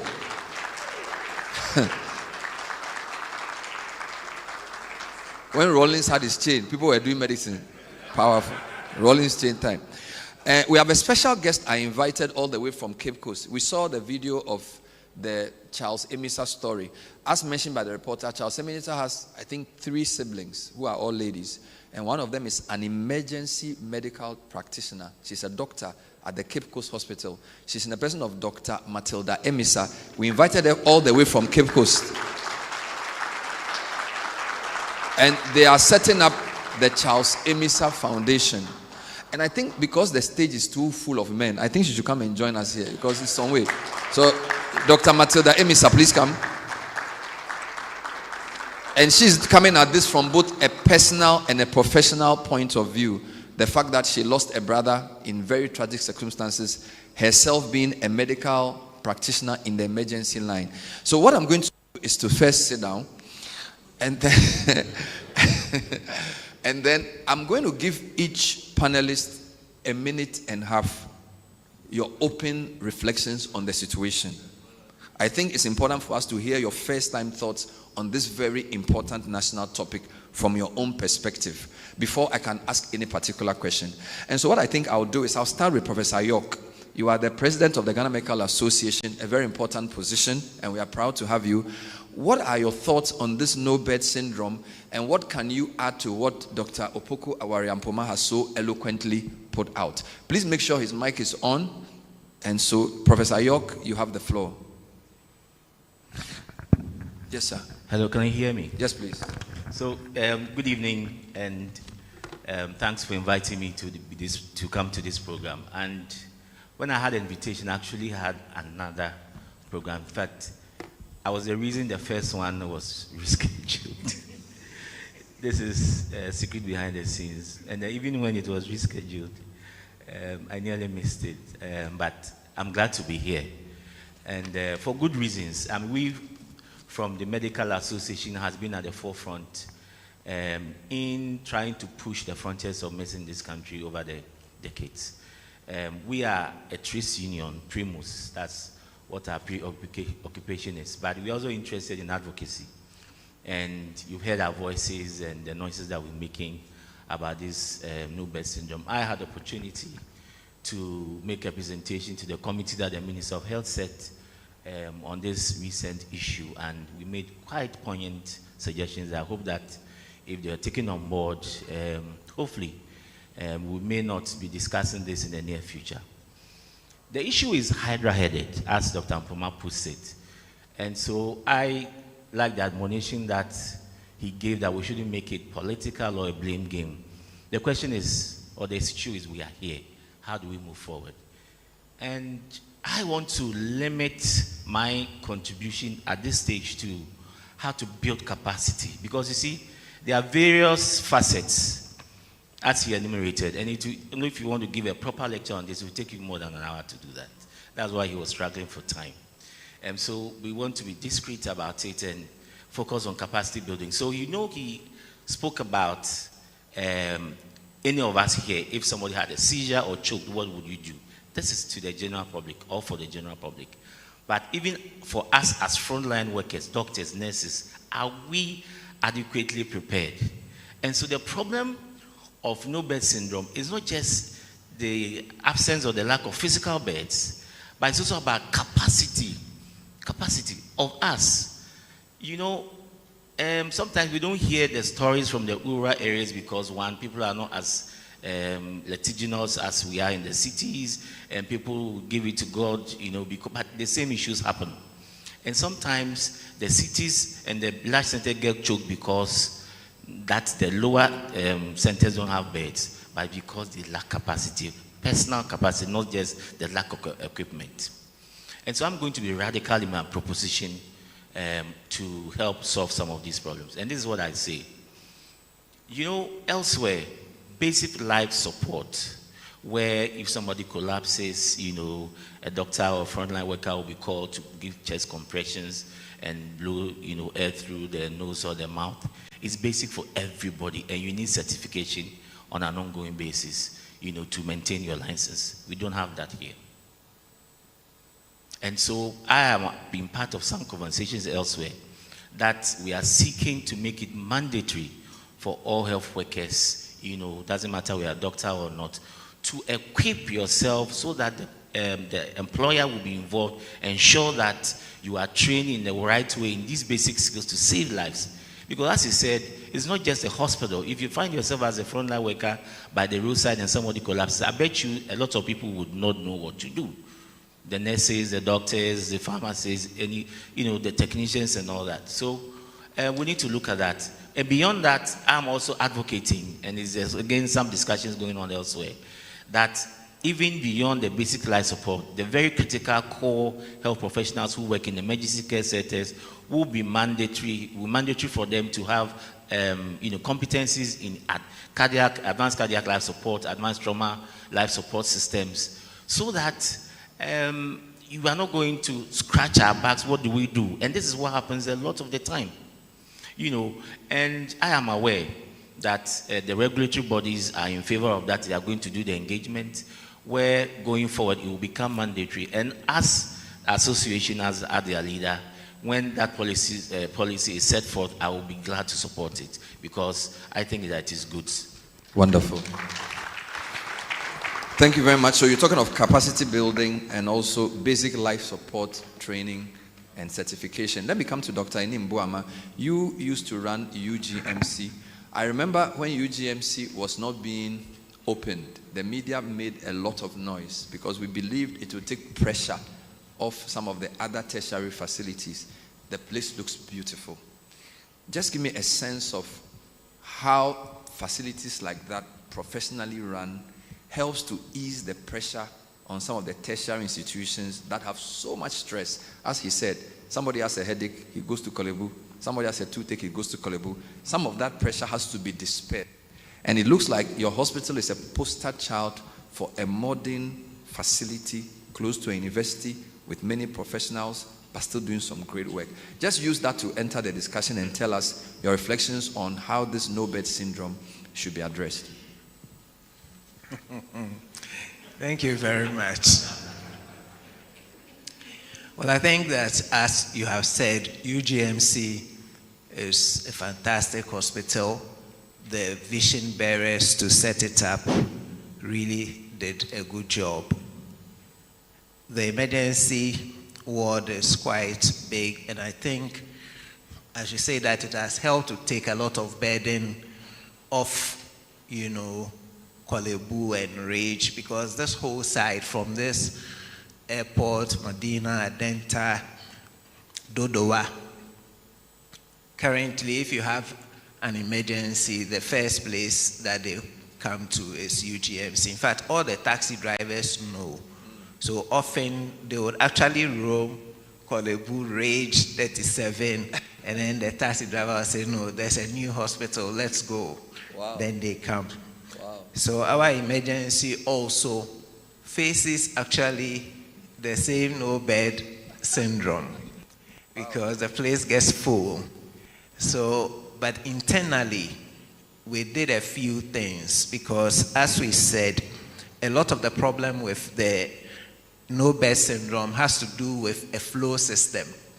It is really a matter of the flow, how patients enter your emergency room, how they leave, and how they are cared for whilst they are at the emergency. So what we did is to say that, look, it is not fair that somebody will come and then they said there is no bed. Meanwhile, there may be a ward where there is a bed. So we called for various meetings, doctors, nurses, the management members, and decided that, look, often the emergency is full because most of the cases has to do with internal medicine. So if the internal medicine ward is full, then send the patients to urology or plastic surgery, wherever there's a bed in the hospital, send the patients there and let the doctors go there to manage the patients. So that, because I always used to tell them that, look, I cannot answer if something happens and then they come, they check the other wards. There were beds empty there, but the beds at the ER were full. How were they full? So I made it was quite an active process. Almost every now and then I walk through the emergency, especially in the evenings around 4 or 5. Once the place is near full, where are these patients supposed to go to? Which wards are empty? Kindly send the patient. So we all agreed on these kind of modalities internally. Number 2, we also agreed, which is also a big problem. Often you can find yourself in the emergency room, but you know how our systems run. The person doesn't have insurance, person is not carrying cash on him. But every hospital that I've been in, from Koforidua and UGMC, what I say is that, look, none of us carry money on us when we are traveling. And so if somebody gets an accident and comes in, or an emergency, you collapse at home and you are coming, you don't have your bank account or whatever with you. So the system is that once they are with us, within the first 24, 48 hours, let's provide care with or without payment. And then after the patient is stabilized after 48 hours, we can start talking about the money. And I think that this can be done. Hospital managers should sit down and see how they can do this, because we have practiced it both in Koforidua and UGMC, and it works. And I think that tying this in, we need to have a national trauma system. A national trauma system or policy levels, so that we have level 1 trauma center, level 2, level 3, level 4, level 5. These are quite technical, but we'll go in. Where maybe Kolebu is level 1. The regional other teaching hospitals, not up to the standard of Kolebu, is level 2. Regional hospitals, level 3. District hospitals, level 4. Health centers, private hospitals are level 5. So when trauma happens, an accident happens, the ambulance drivers or the paramedics, they assess the patient and see that this is a minor injury, and so it can go to level 1 or level 2. If it goes, level 4 or let's say 5. If it goes to the district hospital, that place is mainly for stabilization. If they can manage there, they do. So that every case is not transported to Kolebu or UGMC, and Kolebu, UGMC, and Co will be reserved as level 1 centers where people with polytrauma can get to. So, and then of course, the primary prevention for me is road traffic accidents. In Ghana, every day, the statistics is frightening. Every day, 8 people die from road traffic accidents. Every single day. Because last year it was about 2,900. If you multiply that or you divide that by 365, what it means is that every single day, 8 people are dying. And this is because of lack of road safety mechanisms, road signages, traffic lights. Sometimes you are driving in the night and you are only praying that nobody crosses from the dark side of the road. Yeah. So I'll end here. Let's put hands together for him, Dr. Anim Wama. Thank you so much.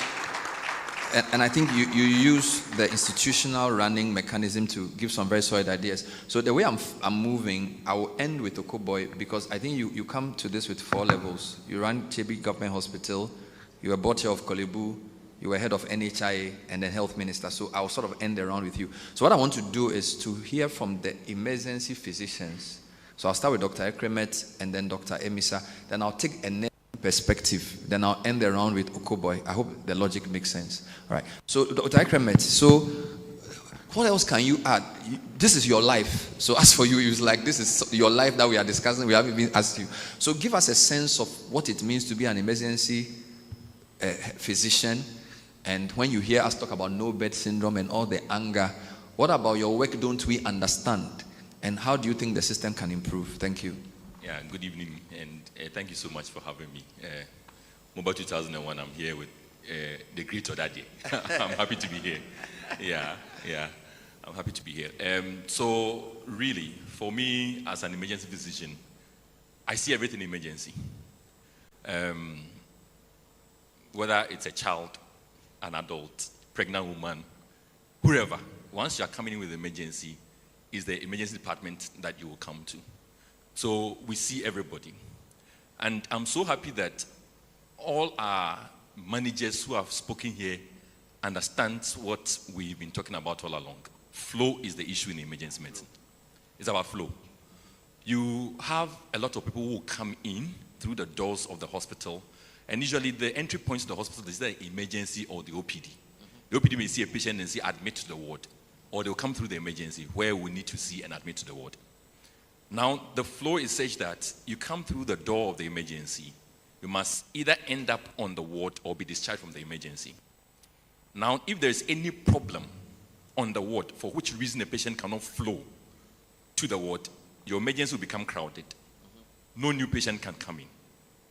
And that is a problem. So as Dr. Bauma said, the hospital may have beds everywhere, but because the emergency is full, no bed syndrome has happened. So in my hospital, for instance, almost 40% of the patients who come to the emergency will need to be admitted to the internal medicine ward. And so if that ward is full and we can't open other wards which may be free. Like he mentioned, urology ward is probably having only 5 patients. They have like 30 beds. And we say, oh, this patient is not a urology patient, so can't move to urology ward. The emergency will be full because we can't get the patient to internal medicine ward because it's full. So that idea of opening other wards when one ward is full is so critical, and that should be practiced everywhere in Ghana. But it doesn't look like it's something that happens. They have seen the problem in UGMC, and they've been able to fix that. That really helps. I think we've talked about a bit of the financial situation. We don't have an emergency fund. So if a patient should come in, just like the woman mentioned, and he doesn't have money on him, you want the patient to do a CT scan, that may cost like 1,000 cedis. And you can't get any relative to pay for it to be done. It cannot be done. And the patient is staying for it to be done. 2-3 days, they haven't done it. That patient is stuck on your emergency bed. It's not moving to the ward for you to open that bed. Okay? You have a patient, as, former CEO of Kolebu mentioned. He is coming with something that will need ICU bed. Now you have come, you've put a tube down your throat that is helping you, you're on a ventilator, breathing for you. ICU say they are full. You have intubated the patient who cannot be discharged the next day. They are going to be there for like 2 weeks, and they are on your bed. Let me even use UGMC. UGMC emergency, we have like 27 beds. We are seeing close to 40 patients a day. So that means every day you must empty that emergency room for you to be able to take on other patients. So if any patient stays more than a day, there will be the problem of no bed syndrome because there will be 4 at some point. Okay, so this is what we go through, and I thank God that managers have gotten it, or they are getting it, that flow is the thing, and let's put in measures to create beds elsewhere so that the emergency is not clogged with patients who can move on. So this is what happens in the emergency. Wonderful. Yeah. Let's put on for Dr. Ekremet. Dr. Amissah, I apologize for putting you on the spot. I didn't tell you I'll put you on the stage, but I don't think it's good for Presec to do a program to have middle-aged men discussing a problem. And especially because, as Dr. Mpoma said, it's a human issue. So sorry about what happened to your brother. So confirm or deny that you are an emergency physician. Where do you practice? And because of the emotion of what has happened to you, I'm very sure you have ideas about what can be done to prevent what happened to your brother from recurring. So let's hear from you.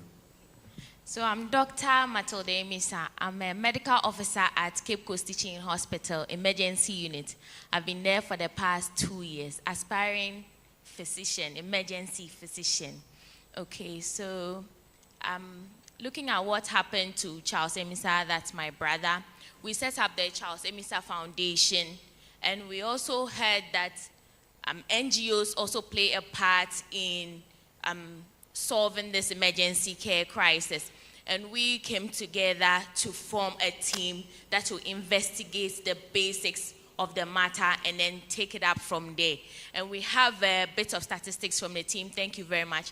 We looked at the number of entries, and we saw that the CHIPS compounds, the health centers, are about 8,800 compared to the receiving facilities, emergency capable receiving facilities, which are around 600. So looking at the difference, we can see that there's a big gap. And the ambulance service bridging the two, bringing them from the entry points to the receiving facilities, the functional ones are 191 functional ambulances working. So if they are picking up patients from 8,800 spots, where are they sending the patients to? And then we said, okay, can we train the 8,800 facilities to be able to manage basic emergencies so that they don't come to the 300 to 600 facilities and choke up the place? Can it be done? Yes. So this is where we took up the opportunity to train these people. But it will need, just like we all mentioned, the collaboration should be there so that we can be able to do this. Is it possible? Yes, it can be done. So I would So let me understand you. Your point is that there are 8,800 basic facilities. Entry points. But the referral facilities are between 300 to 600. So there's already a challenge. So instead of focusing on the 300 to 600, if all 8,000 can have some basic way of administering emergency care, the need to even move them to these 600 gets reduced. Exactly. Is this something somebody here wants to comment on? Is this something somebody here wants to reflect on before I bring them? Does this make sense? I think essentially it's like what we were saying, that we need a national trauma system. Okay. So what she is referring to as the health centers, that comprises the level 4 and 5. Good. So that once they are able, there's a criteria of the patients they can see. But obviously, every facility needs to be able to do the basic life support President talked about, set an IV line, and then give some infusions, because that is what we all need when we first get an accident. And usually that's the first place you may be sent to, because you'll be traveling somewhere, you get an accident, the first place is which health facility is closest. And therefore, the people there should be able to provide some basic... So are we admitting that a lot of these basic facilities don't even do that? Which is why that level of upgrade... Yes, some, we are admitting that. That if we did that basic level of upgrade in terms of their capacity to receive emergency, it reduces the pressure and distributes the problem across. Exactly. But who will do the training? No, so can I add on? Yes, so please. It would, so that, again, we are simplifying it a bit, so it's also a capacity on the personal level, but it will go certainly with equipment provision and all that, because sometimes you need to administer oxygen. If there's no oxygen, you can have the capacity, of course. You will fail. So it has to be looked in that respect, but who to do it, that is why we're here. And I am happy that we are getting some responses from certain contexts, because you see, somebody must be responsible. I don't like we are all responsible. No, we are all responsible, but the responsibilities are different. So somebody at the top must recognize the problem, and we are laying it bare. And I'm happy that what I'm going to talk about is an emergency command center. So what happened to her brother? If there were communication between 2 hospitals or 3 hospitals, and there's a dashboard which says that Kolebu has 2 empty spaces, Rich has 3, and even Kolebu has 2 empty spaces. It's probably just for stroke, but you can't take an accident victim, so don't bring. So this emergency, dashboard or center would now enlist all available emergency centers across the country, level by level, the expertise that are available at these places, the bed capacity, the numbers and everything.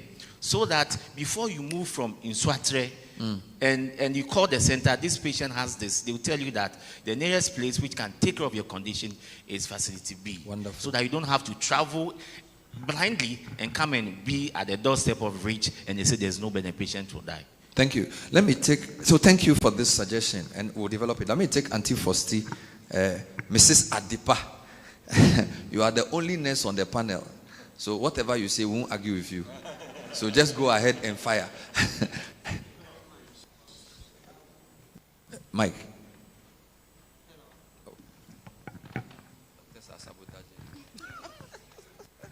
Thank you very much. Nobel syndrome has been with us for a long time. Yeah. I remember 30 years ago when my father was taken to Kolebu, the old emergency unit. He was nursing a wheelchair. Oh. Yes, 30 years ago. When we don't have the Rich Hospital, we don't have the UGMC, we don't have the new Rich Hospital, we were having no bed, emergency bed. And now we have all these hospitals. Why are we still having no bed? That means there's a problem that we all need to come together to solve. And I'm happy that today we are here just to solve these problems. Dr. York and the other speakers have spoken a lot, and I'm taking the picking the unknown to the hospital. Immediately the person gets there and is unknown, is another case altogether. And it's the ambulance and the bystanders or the first responders that can help us solve this issue. Okay. If people are trained, we've spoken about the first responders like the CPR, other things. We were talking about the no bleed, stop the bleed. That's another aspect of emergency care that we need to learn and then practice. Not just as a healthcare personnel, but the public. It's simple. I don't want to talk about your brother, but if something like that was done, he wouldn't have died because he bled to death. And if those who were taking care know how to do that, they will have been able to save him. So we should look at training the bystanders and then the first responders. And then the last thing I want to talk about is our attitude as healthcare personnel, which is very, very important. I'm on duty. I don't want the patient to die whilst I'm there. So there's no bed. It's another issue that we need to look at. Thank you very much. Please put your hands together.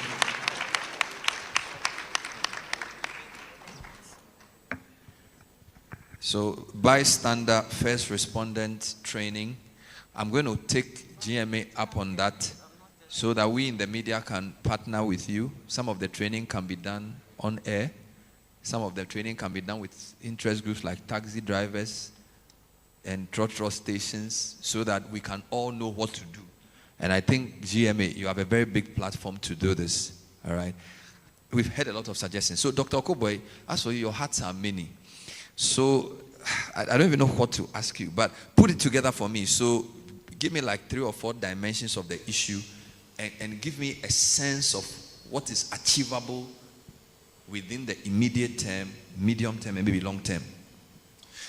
Yeah, thank you very much. So, first of all, let me thank my seniors for organizing this wonderful program. My president is also here. I have 2 presidents right now. His Excellency John Dramani Mahama and Professor York. I always say I have 2 presidents. So, Ɔdadeɛ, first of all, I think that the no-bed syndrome is something that we can handle, we can manage, and we only have to be firm and deal with our soft issues in Ghana, the cultural issues. So let me be blunt. First of all, we are having these no-bed reports because Accra's population is growing. The WHO says that for every 1,000 people, you should have like 5 emergency beds. If you take the 6 million population in Accra, you should have between 1 to 5. So you let me even take 1. If you divide 6 million by 1,000, you're looking at 6,000. So we should have 6,000 emergency beds in Accra. What we have is not even up to a third. I'm not talking about bed space, I'm talking about emergency bed capacity. So we need to add more functional beds. So we are lacking physical space, not the furniture, but a space where you have beds with all the things you need to manage emergency.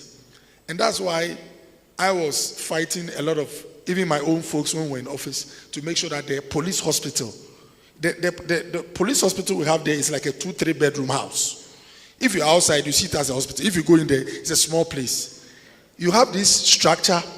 You have this structure which is being built. It's been installed for years. And when I was a member of parliament, I went to ask the health minister, why are you not pushing this project? You need to have more beds. And he said, oh, it's for interior ministry, not under health. I went to Ambrose. I said, why are you not finishing this hospital? And it's important because some hospitals, because of their nature, That is where funny cases are taken to. When I say funny case, when you meet someone by the roadside who is unconscious, there are some hospitals that will not accept the person because you don't have relatives, you don't know what is wrong, but police hospital, by their nature, will take it. So they need more of these beds so that they can handle such cases. Number 2, Accra is having new beds coming on board, emergency beds, but they are for the privileged. So you have very good hospitals like Accra Medical Center, Bank Hospital, other hospitals. The ordinary man who is at Latabi or Koshi, when he collapses, their relatives will not drive to that hospital. In fact, ambulance service will not drive there because you must make a deposit. Their charges are, sometimes they don't take NHIS. If you have, let's say, there is appendicitis, and Rich would charge 2,000 if you don't have insurance, that hospital can take maybe 10,000. So some beds are coming, but they are not for the ordinary person.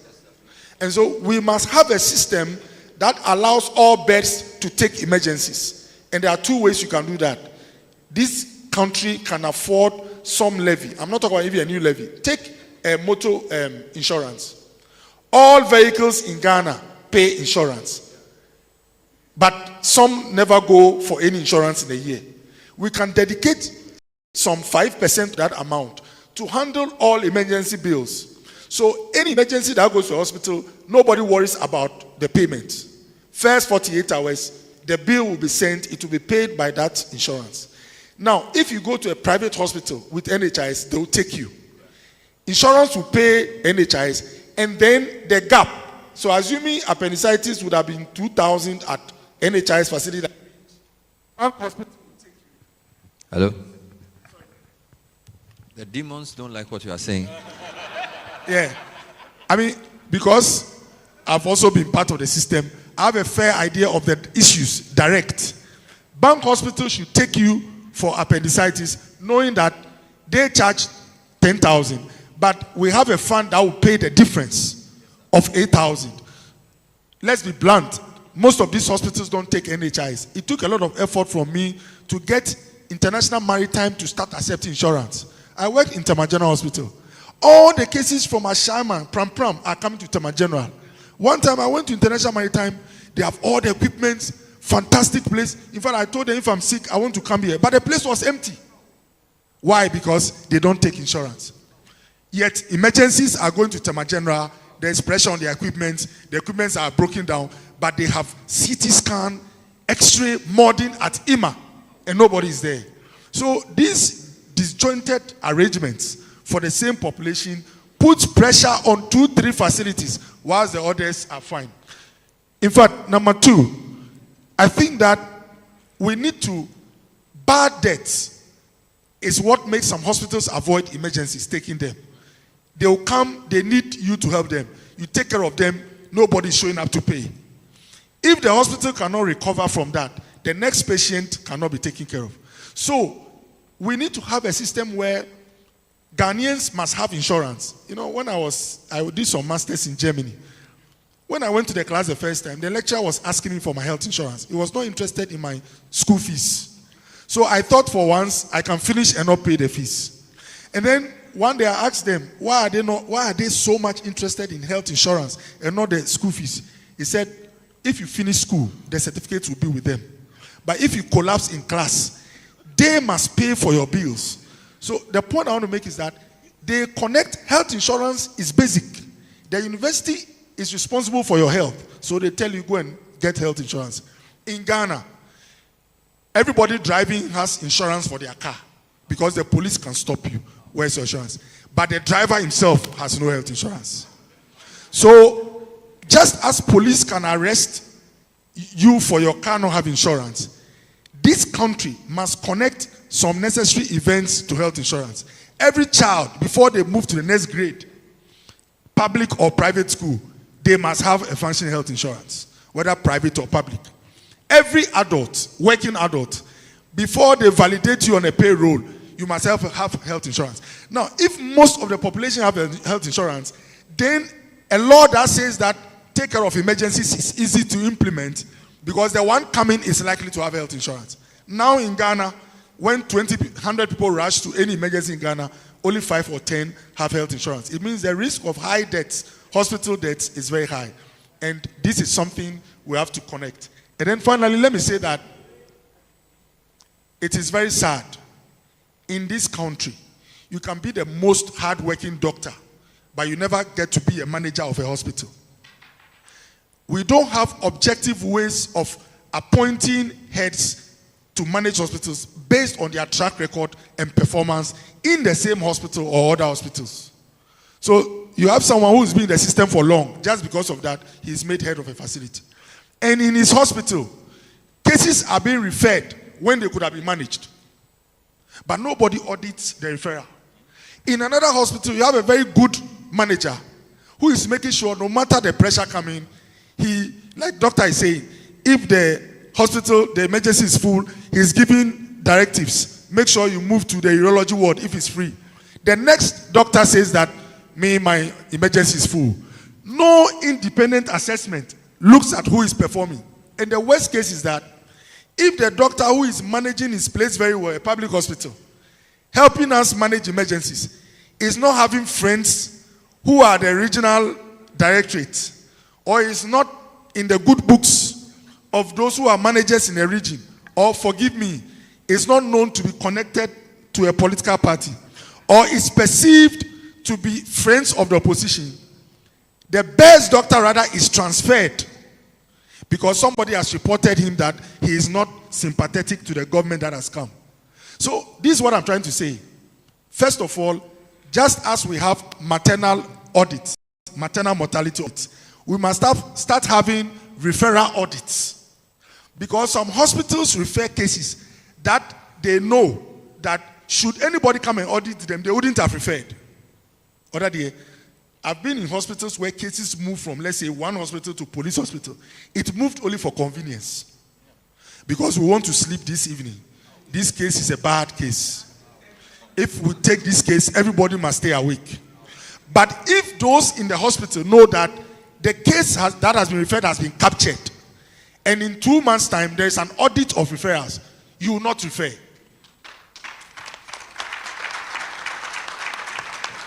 So there must be referral audits. And then the quality of your referrals should be part of assessing the head of the hospital to see whether you stay on or you are moved to another hospital. Ghana must, and our sanction regime should be strong. Ɔdadeɛ, I know people, most of the people who died through this no-bed syndrome, when we even do the technical investigation and we find out that somebody's at fault, we don't have the courage to sanction people. The chiefs start begging, MPs start calling you, and that's why most of all these instances of no bed, all the reports are there, but all the people are at post. Not one has moved. Let's put hands together for Dr. Okoboy. Wonderful. So the good news is that we are capturing all the proposals. Even my very small mind, I've captured over 10 different proposals from the speakers, and I'll try and summarize at the end. But I think it's important to take a couple of comments from some of our other invited guests. So please bring the mic to the front, and I'll hear from a few of them to provide their own perspective if we've missed anything out. So we are very happy to bring up quickly Dr. Fobi Edusa Amankwa to share a few thoughts on the subject. Then I'll also bring in Dr. Samuel Nyama to make a few comments, and then Dr. Lawrence Shankama as well, brief comments. And then we put everything together and move on. Yes, sir. Yeah, thank you for having me. I think we need to look at admission and the no-bed syndrome in the context of a conveyor belt. There's admission, entry, who comes in, what delays admissions or the patient's stay in hospital, and then at the end of the day, the discharge process. There are so many things that have been mentioned to do with discharges. For instance, if there's a ward round in the morning and we say we need a blood test to make sure it's fine, stable, go home, what happens? The blood test is taken in the morning, it comes back at 3 o'clock, staff say we'll come at 5 o'clock, the family are going to come visit, and that's when we'll tell them. No, you need to pick the phone and call them and tell them that we'll be discharging your relative when you come prepared, because they need to come prepared with money, all that. So we need that. So we need an organization that has processes that are proactively discharging. Then Dr. Ekremet will have no problem. And then we need staff who also have that mindset that discharge is important. It's a conveyor belt. If you don't discharge, it stagnates. It's as simple as that. There is one group that come through accident and emergency that I've never understood. Patients who, unfortunately, we have no cure for and are dying. What are they doing there? Where all the beeps are going off and everything, and we are disturbing them when they are not too well. So what some of us have done is we run a service at home. So those who can afford it, of course, it's a bit more expensive than average, but insurance people are not interested in us. There's Dr. Johnny Okanse here, whom I must acknowledge. He's also into that. And we see patients at home. We've done a few blood transfusions at home. We do IV fluids, IV antibiotics, and all that. And we keep patients from Dr. Ekremet. If we succeed and we upscale, he'll be out of a job. You don't want to clog his emergency room. Thank you. Let's put our hands together for Dr. Edusam Ankwa. Dr. Samoniama, your quick thoughts. Thank you. All right. Yes. I would also like to acknowledge everyone that's here, especially my big brother, Dr. Bernard Okuboy. So he happens to be the co-founder of my organization. Okay. Public Health Alliance International Ghana. All right. So I want to touch on an issue that has not really been discussed yet. I mean, I am a public health person, and I really focus on preventive health. At the time of independence, our population was around 6.5 million people, and at the time, the hypertension burden was about 4%. Of people between 18 and 65 being hypertensive. Currently, we are at about 35 million people, and we are looking at about 40% of people between 18 and 65 being diagnosed with hypertension. We are talking about a very dramatic increase in the number of, hypertensive cases. And I always say that, the most cost-effective bed is the one that has never been needed. The most cost-effective bed is the one that has never been needed. There are a lot of people walking around with chronic diseases, and we always say that hypertension is actually the silent bed occupier. If you go to our facilities right now, you realize that a lot of the patients there are suffering from one cardiovascular disease or another. That really could have been managed outside of the hospital, especially the referral facilities. So if you're able to really cater for some of these people, then you're going to make way for a lot more beds to be occupied by the real emergency cases. So that's one. So preventive care is very, very big for me. The other one has to do with HR optimization. Okay. Human resource optimization is very, very important. I remember back, when I was doing house job, I had to do a 72-hour duty, ops and gynae. And it got to a point that when I saw patients coming in, I actually got frightened. I really wanted them to go away, to be very honest. I really wish that I wouldn't see them. So if you are able to really handle some of these HR issues, I don't see why a house officer should be working for 72 hours on the ward.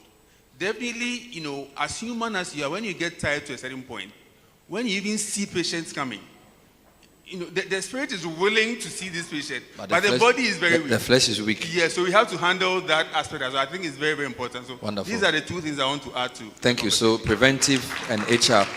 So let me give the last word on this side to Dr. Laurentia Ankama.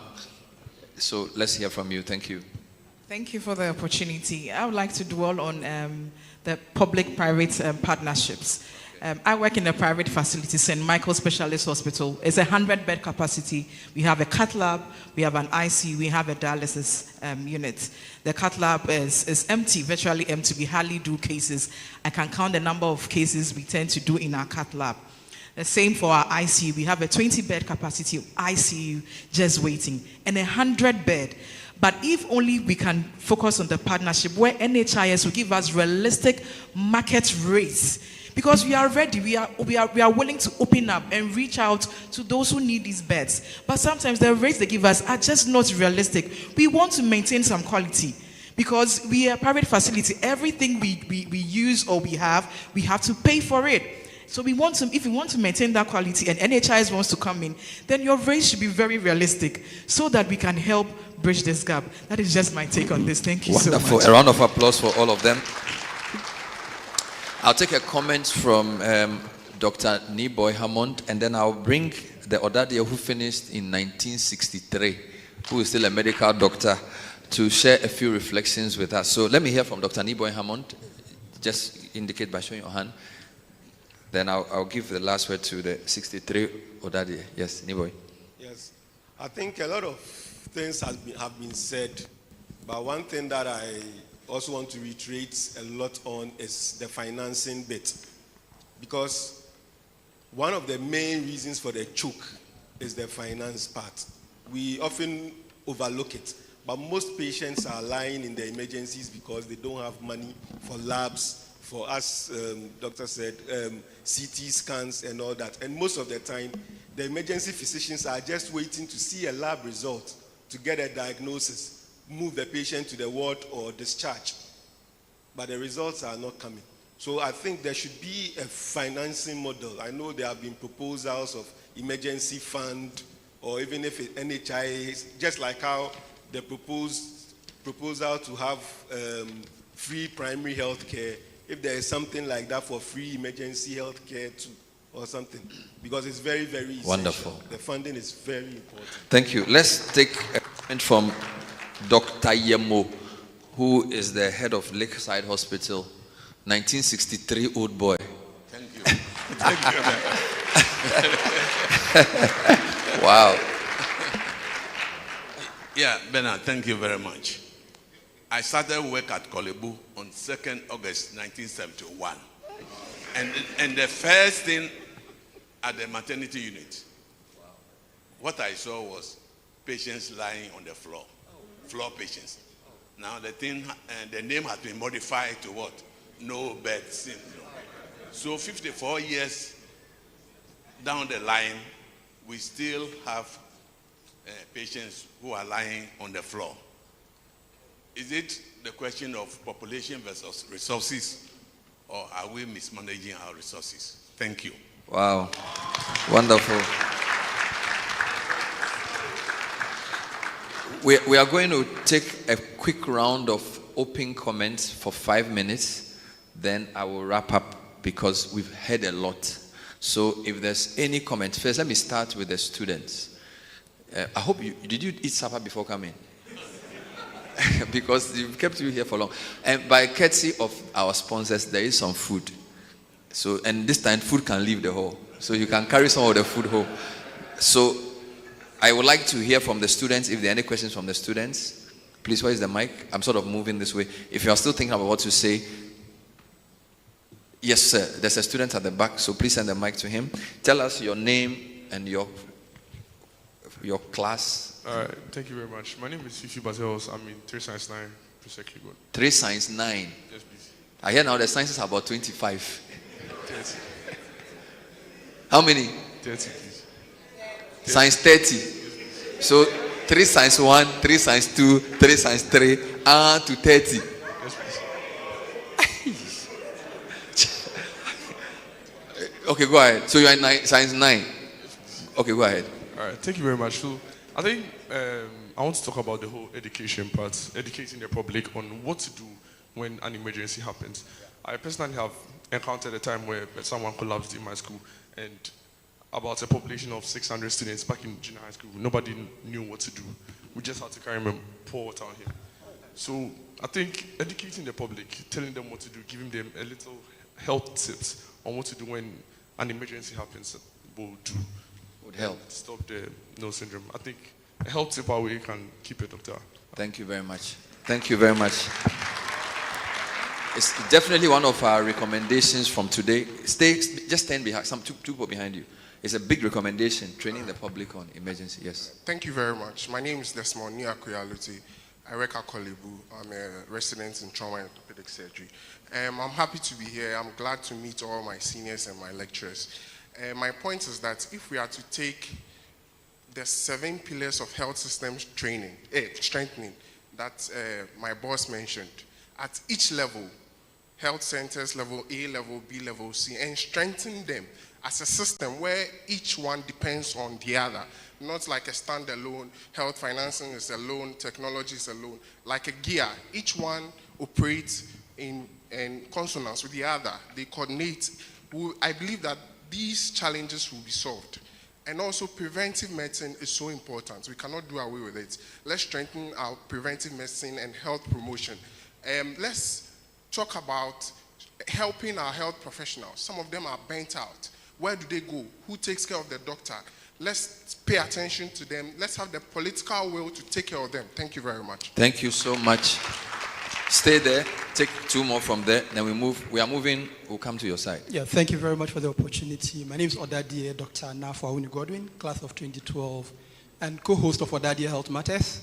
Good. I want to say a very big thank you to the Ɔdadeɛ class of 81. We've been talking about how to enhance this emergency care, and I have to admit that Ɔdadeɛ Health Matters has done a great job at that. Number one, preventive health care. We've had the opportunity to interview some of our panelists, Ɔdadeɛ, Professor Ernest York, and we're able to educate a lot of people on how to prevent and reduce complications from hypertension and diabetes. The second thing, we're talking about CPR, Ɔdadeɛ Medical Guild, Ɔdadeɛ Health Matters, actually started a program where we wanted to institute CPR training in schools. So once the students are here as part of a non-profit organization known as On-Field Lifesavers, I want to find out from Ɔdadeɛ, Bernard Okoboy, and all the political figures here. And I know, Bernard, you're not here to answer questions, but would you want to help us in pushing the word to the Minister of Education, the Minister of Health, to institute CPR training in schools? Because if you go to advanced countries, the UK, Norway, kids as young as 4 years actually learn CPR. So this is something that Ɔdadeɛ Health Matters, together with non-profit, On-Field Lifesavers, is working on. So we'll be glad you can help us with that. Thank you so much. Thank you. Let's move to this side. Let's move to this side. And let's keep it short because it's now 8:40. Thank you. Okay, thank you very much. My name is Dr. Fifi Braketu, Ɔdadeɛ 2005. We've spoken a lot about inflow problems and then problems within the hospital in terms of the flow, but we haven't spoken much about the outflow. And so my challenge to you, Professor York, is can we partner with other agencies and have more step-down facilities? I have a lot of patients on my ward at the moment who do not really need to be there. They are there because they need proper nursing skills. If we had rehab facilities for these geriatric patients, more step-down facilities, we could decongest a lot of the wards and it would help with the flow. So if that's something we can do, we can work around that. Thank you. Thank you so much. Wonderful. My name is Eric Smatiabua, an emergency physician at the Bank Hospital. Thank you. And also, can I afford your service? Oh, you can. For Bernard, you can. And also an ACLS, BLS instructor with the American Heart Association as well. What I want to say is that in terms of private-public partnership and all that, the private hospitals have a role to play in terms of our emergency care. And I think that it's also high time that the private hospitals also invest in training personnel in emergency care. Because once you have people who are trained there, the likelihood of referrals actually reduces. I worked in Nyaho as well previously before going to the Bank Hospital, and you can see that during the time of COVID, Nyaho was quite instrumental in managing COVID as well because of the presence of emergency physicians. So that should be something that should be done by the private sectors. And the issue about training people in the health centers in terms of the basic emergency care. So currently the WHO has the basic emergency care training that is ongoing. 3 years ago, people from the Ghana Health Service were trained. There are actually a lot of trainers within the country that go around the facilities to give basic emergency care training. So that can also be taken up in collaboration with the Emergency Society of Ghana to help with that as well. Thank you so much. We have Brigadier General Dr. Clement Lai, Acting Director General, Medical and Dental of the Ghana Armed Forces and Head of Department, Medical Division of the Ghana Armed Forces. I think we should hear from him. So, Brigadier General Dr. Clement Lai, please. Yes, sir. Thank you very much. Ɔdadeɛ 86, Claire is the surname. That's what everybody knows me by. Nice one. I think all my colleagues have said basically everything, and it's all coming together and putting things in implementation. So with these strong heads together, we shouldn't leave here without writing things and trying to commit ourselves in doing things together. We should start by putting out something. We are going to do this by this time. I think we can amongst ourselves. Thank you very much. Thank you very much. The secretary, the secretary for the committee for this program is Dr. Niboy Amund. And luckily, we have a system that has recorded everything that has been said. And we will summarize it and send you the draft. Then you can glean the action points, which we can then discuss with the Ɔdadeɛ fraternity. So it's something we are doing. Nothing that has been said here will be lost. And there are systems that can shorten them up. So let's take a few more doctors. Cyril, a few more from this side. Yes, sir. Thank you. My name is Cyril Evans Chinri, Ɔdadeɛ 85. So regarding the NHIA or NHIS, I suggest, just like we have car insurance, I suggest that we have a cover that is either third party or full cover. For those who can pay full cover, they get to pay for those who can't pay full cover to get the benefit of that.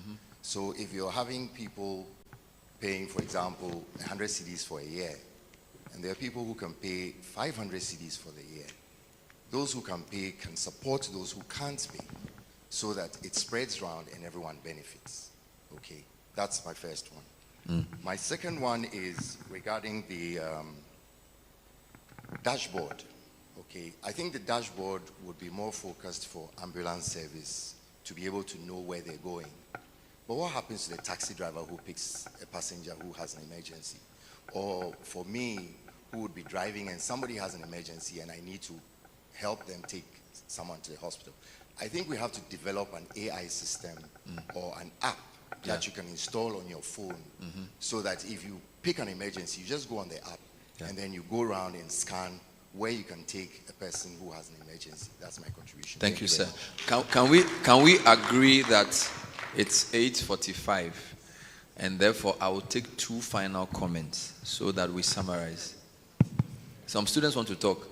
Okay, so after you speak, I will take the students and then we are done. Yes, sir. Yeah, thank you. My name is Johnny Okansi, class of 82. The 80s people are dominating today, wow. Thank you. Yes, my question is this. Most of the time, who tells you that there's no bed? It's either a nurse or a junior doctor. So my question is that where are the senior doctors? Most of the time, the senior doctors are not there. So the junior doctors and the nurses are those who take that decision. So says senior doctors, let's do some work. Yes, sir. Thank you. Dr. Okansi, thank you. I'm going to give, please come to the stand. I'm going to give the final 3 questions or comments to the students and then we will close. Because some of you, tomorrow is a holiday, but some of you work. You doctors, a lot of you are working. So, first one. Yes, sir. Thank you for this opportunity. My name is Jeremy Kwe, 3 General at 4, Prisek-Legon. Thank you. My question is, it's not really a question. I wanted to clarify something. Yeah. Is it possible for a hospital to look and see a man who needs immediate attention and deny him medical delivery? Because I don't get it. Yeah. Like, how? Yeah. That's why we are here today. How heartless can a hospital be? Yeah. Because if this keeps going on, people will start to doubt the system. Yeah. And if they doubt the system, Ghana will be worse than how it is now. Thank you, sir. It can fall apart. So I want any one of you to just assure all of us here that something will be done about this. Thank you. I like that. It's because of this that we are here. You can look at a person and say, we can't look after you. But thank you for your question. Yes, sir. Okay, so my name is Yao Manti Darko, 3 Science 10, proud member of House 7. So my contribution today is concerning the nurses, right? So my aunt is a nurse, my mom is a nurse, so I get to hear a lot of these kind of things, right? And very recently, my aunt left the country to Canada, right, to to look for, let's say, greener pastures. Now, my problem with it is that, yeah, Ghana should also be a place where nurses want to stay, because then you realize that majority of them do not have the motivation to stay, right? So they keep on looking for opportunities to leave, and that's like a problem, because if we need 9 nurses to a critical patient, right, and there are only 3 there, that's like quite disturbing, because then how are we going to save lives then? The nurses are all leaving, and because of inadequate motivation, right? So that's my contribution. Thank you so much for sharing. Still with the students. Take 2 more students. Thank you. Thank you very much. So my name is Davis, 3 Science 26. Yeah. Global President, you have work to do. The president for Presec Chapter Red Cross. And then... Sorry, repeat your question. Start again, I didn't hear you. My name is Davis, 3 Science 26. Yes, I didn't. The president for Presec Chapter of Red Cross. And then the senior on duty in charge of health for Kwanzaa House. Thank you very much. So this is just to add up to the point.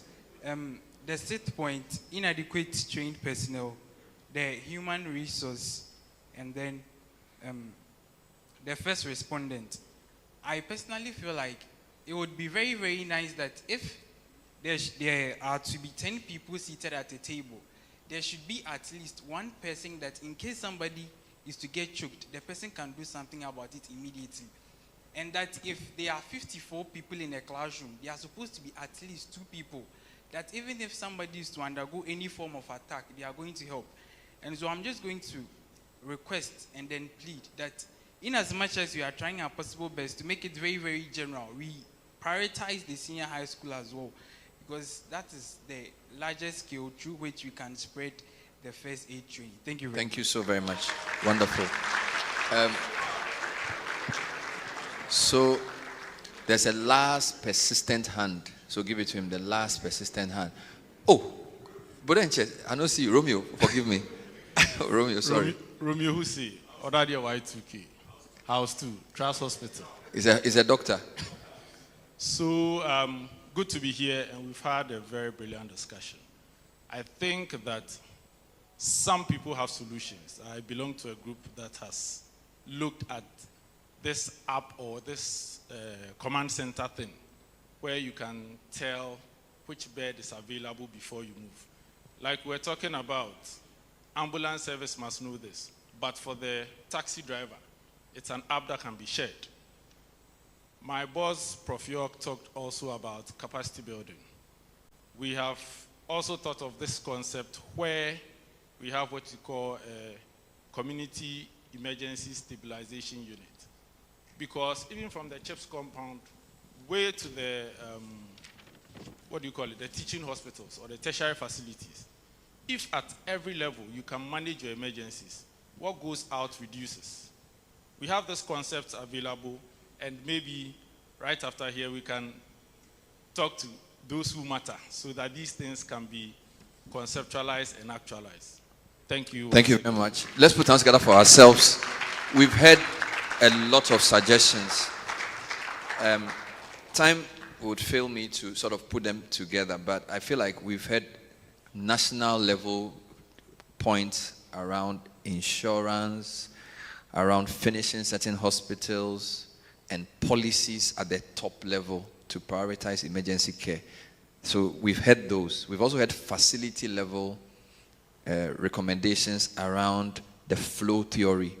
All right, facility level, hospital management, consequence. When you transfer somebody to another hospital, there must be audits. So there are facility level issues.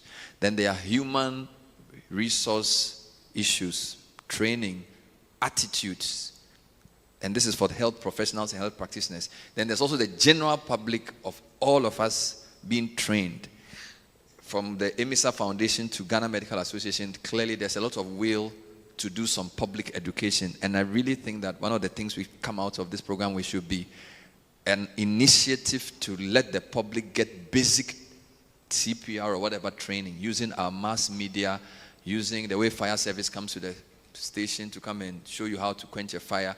Let's intensify it. Media must give free airtime. Let's all do it so that, as he said, in 54 people in a class, at least 2 people should have that. So those are the levels. But as I said, the team has recorded everything, and through some tools, we'll sort of summarize a full report and present it to the key, because I think what we have, which a lot of schools don't have, is that we have the most doctors per capita of any secondary school.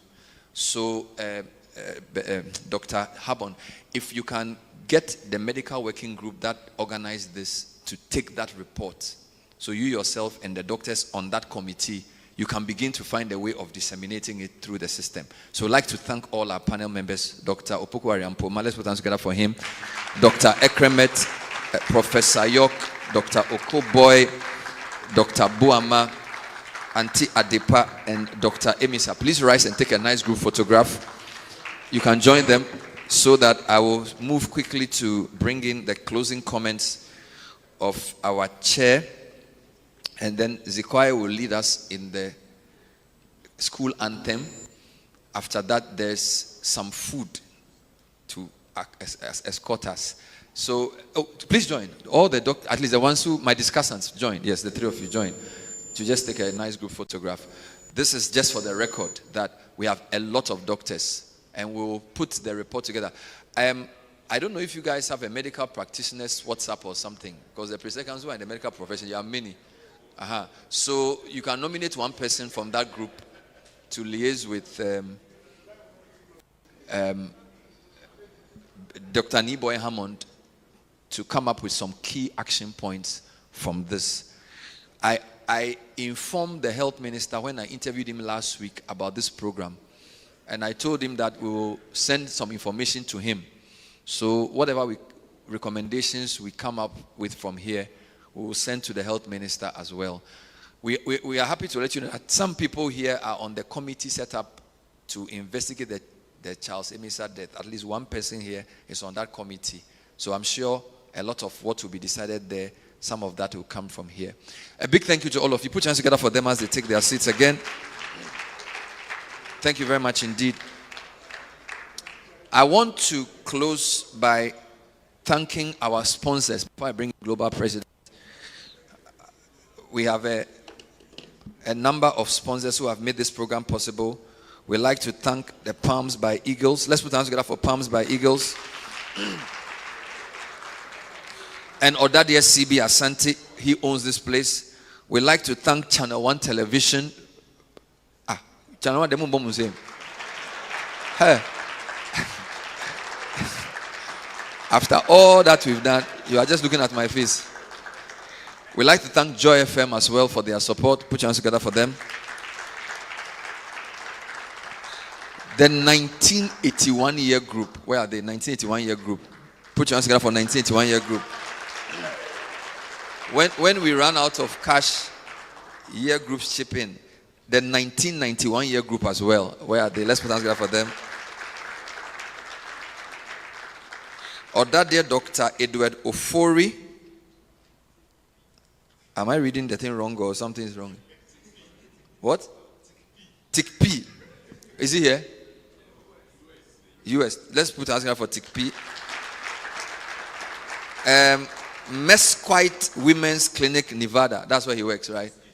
Wonderful. Ɔdadeɛ Dr. Stephen Esiedu, Oman Clinic, New York. Roman Rich School, represented by Ɔdadeɛ Frank Edu. I'll acknowledge the committee soon, but please bring the thing back so that Global President will speak. Can you help me? Can you help me carry this thing? I don't have muscles. I'd like to use the opportunity to invite our Global President, who has a very special birthday celebration next week, where we are proudly outdooring, is it house 14? We'll give it house what? House 15. Wonderful. Those of you representing in 81, how many houses were there?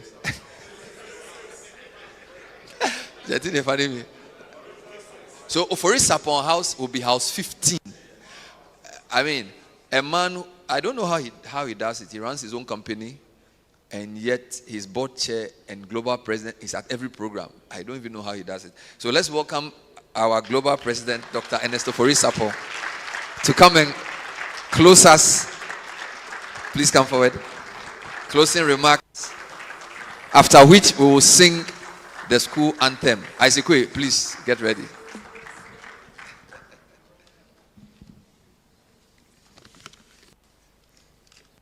A very good evening to all here. Bernard, thank you. And let me stand on existing protocols to say you are welcome. I am touched by the number of medical doctors, including professors, Professor York and all that. Dr. Kuhn, who is a good friend of mine, and I'm sure on my birthday, I'll pay tribute to him. He did something for me, himself, Dr. Kuboy, 2 seconds, to a certain extent saved my life. But I don't want to touch on that today. I'll do that on my sister's birthday. I know he knows what I'm talking about, and I know Dr. Okuboy also knows what I'm talking about. But for Dr. Okuboy, I hold him to ransom. When he was speaking, he mentioned that he has 2 presidents. Doc, how many? Now it's 3. So who's the 3rd one? It's you. He said Professor York is his medical president. His Excellency Mahama is second, another president. He forgot about me. So please, next time.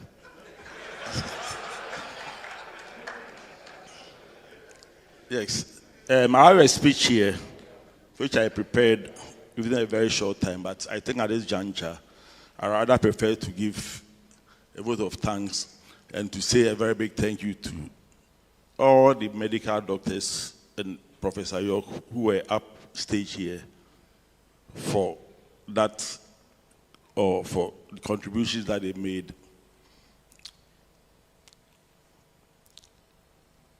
I don't know what to say, but I think if we have this number of doctors within PRESEC, then we should have a better clinic in our school.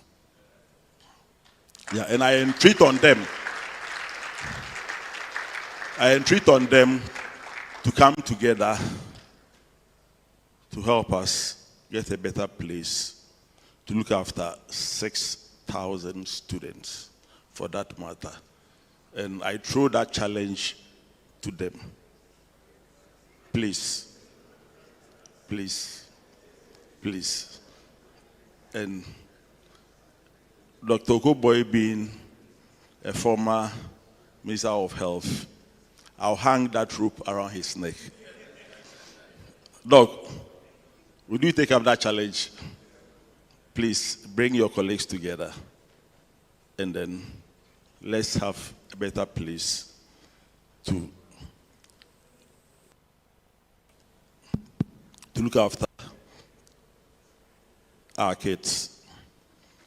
About 2 months ago, I'm not a medical doctor, but interestingly, about 2 months ago, my mom's friend called me. I don't know where she got my number from. Say, hey, I heard you're a medical doctor. I'm not feeling well. Please, where can I see you? I say, Mommy, wait. She wants to put me into trouble. So I told her, oh, please, I'm in a meeting, I'll call you back. And I never did. If she calls again, I'll refer her to you. Yeah. So it is both a great honor and a profound responsibility to serve as the chair for this important national dialogue, Conversations Under the Baobab Tree. In our tradition, the Baobab Tree is more than just a meeting place. It is a symbol of wisdom, unity, and truth. It is where difficult issues are confronted with honesty, where ideas are tested, and where lasting solutions are born. Today, we gather under this symbolic tree to address a matter of urgent national importance, the no-bed syndrome, and the future of emergency healthcare in Ghana. I remember when I was appointed to serve on COVID-19 board by the previous president, His Excellency Nana Akufo-Addo. It came as a surprise to me, but when I got there, then I realized what emergency care was. COVID-19 at the time needed emergency care, where under lockdown, I was using the national security sticker. My wife would ask me, where are you going to? When they said, everybody should sleep, I said, I'm going to work. And I was going to work. I was running around, going to hospitals. I was going to UGMC, Dr. Boama. The head was then Dr. Say, but I relate with Dr. Boama. And there was one particular assignment that was given to me as a member of the board that initially I didn't understand, but I ended up understanding. It was for me to help set up a COVID-19 center for Pantine Hospital. I was one of the youngest members of the board.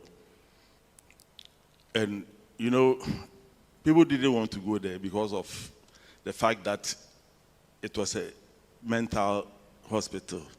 But when I got there, then I realized that, hey, I think it's important that we set up this center for them.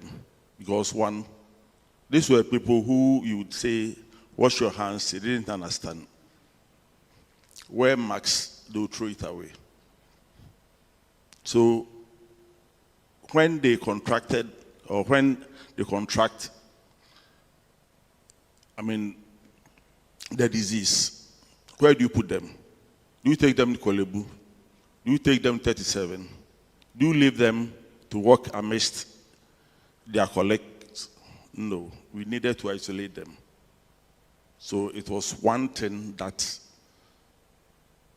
I know I, as a person, helped to solve. In which I didn't understand. That was when I first got myself entangled in the midst of medical doctors. Since then, I ended up being appointed the advisory chair for College of Health Science, 8 medical schools. Dr. Lauren Ankama, St. Michael's Hospital. It's interesting to know that I also serve as the board chair for St. Michael's Hospital. So I have no choice. I always find myself in the midst of medical doctors, though I'm not a medical doctor. So the issue of emergency healthcare in Ghana is not abstract. It is deeply human. It affects the accident victim fighting for life, the expectant mother in distress, and the countless families who experience the frustrations and pain of being turned away in moments of critical need. In emergency care, every second matters and every delay can cost a life. One thing that has become abundantly clear is Ghana is not short of capable minds of dedicated professionals. And to attest to that is the number of medical doctors that have assembled here this evening. What we must strengthen is coordination, infrastructure, investment, above all, agency in decision-making and implementation. As for that, yes, we have always believed in purposeful leadership. Leadership that does not only observe problems, but actively work to solve them. This platform reflects that belief is not just a gathering, it is a call to action. Today is not about speeches alone. It is about solutions. It's about we coming together as Ɔdadeɛ to help solve a national problem. It is about bridging the gap between knowledge and action.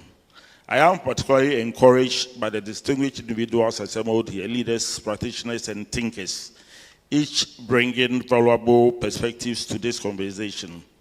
This is how progress is made, through collaboration, honesty, and shared commitment. As we engage, let us be guided by a clear vision for Ghana's healthcare system. A system where no patient is turned away due to lack of space, due to lack of no bed. A system where emergency response is efficient, timely, and reliable. A system supported by modern infrastructure and technology. A system where healthcare professionals are adequately resourced, motivated, and protected. This vision is not beyond our reach, it is within our responsibility. However, we must also challenge ourselves to think beyond today's dialogue.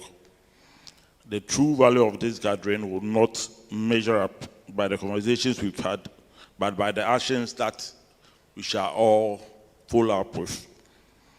What policies has to change? What systems do we have to improve? What impact will be felt by the ordinary Ghanaian? And how can we, as Ɔdadeɛs, impact on this canker? These are questions that must guide us. But I believe that as Ɔdadeɛs, we shall come together and solve this national canker. On behalf of the Presec Old Boys Association, I warmly express my sincere appreciation for your presence and participation. Thank you all for coming. Let us engage with honesty. Let us think boldly. Let us commit to meaningful, lasting solutions. Thank you, and God bless you all for coming. God bless you. Thank you, sir. Thank you very much. Ɔdadeɛ Ernesto Fori Sapong,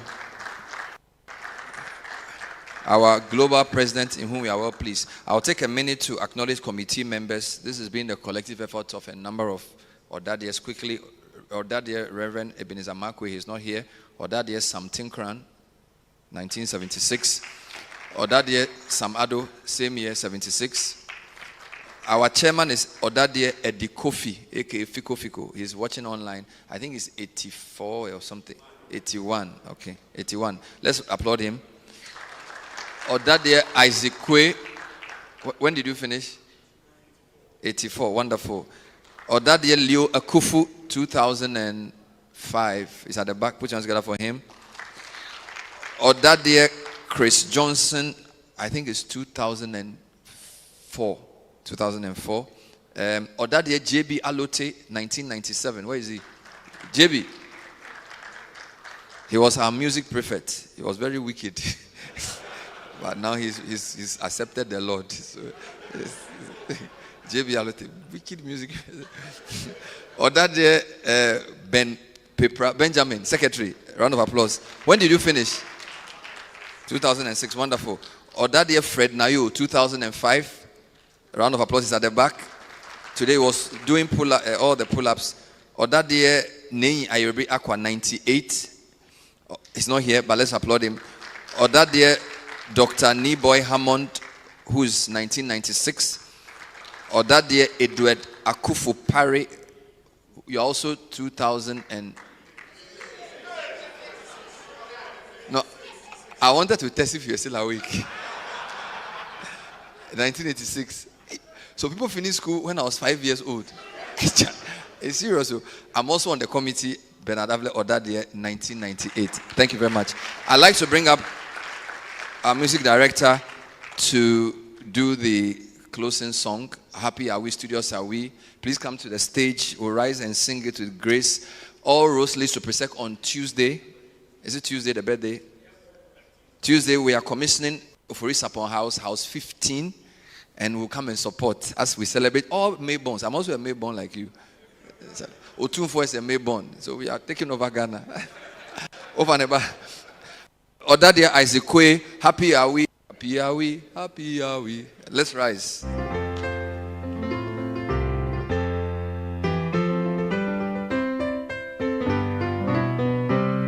Happy are we, studios are we, students of Presbyterian. but we trudge along to happy victory. To victory, to victory. Our motto is a solid bulwark propping us along. Illuminate, illuminate, to be the people's lumen. In thy light, we shall see light. Illuminate, we can be most lumen. For Christian solid foundation, to take our places in the future of our country and church. Solid foundation, to take our places in the future of our country.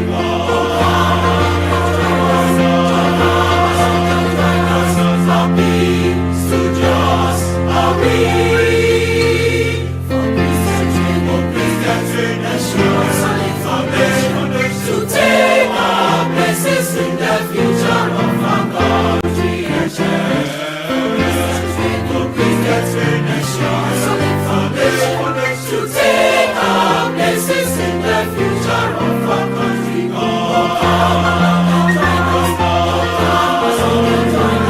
Happy studios are we. Thank you very much. On behalf of the committee, we say a big thank you to all of you. There's refreshments outside.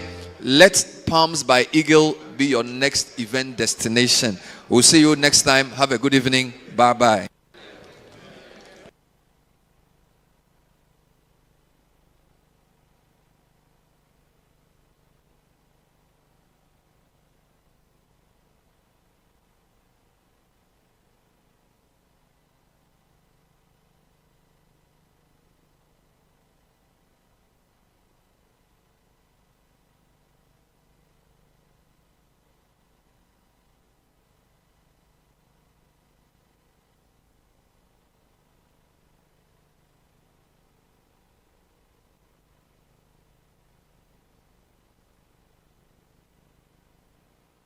Situation. So good evening, and good evening to our viewers. I feel that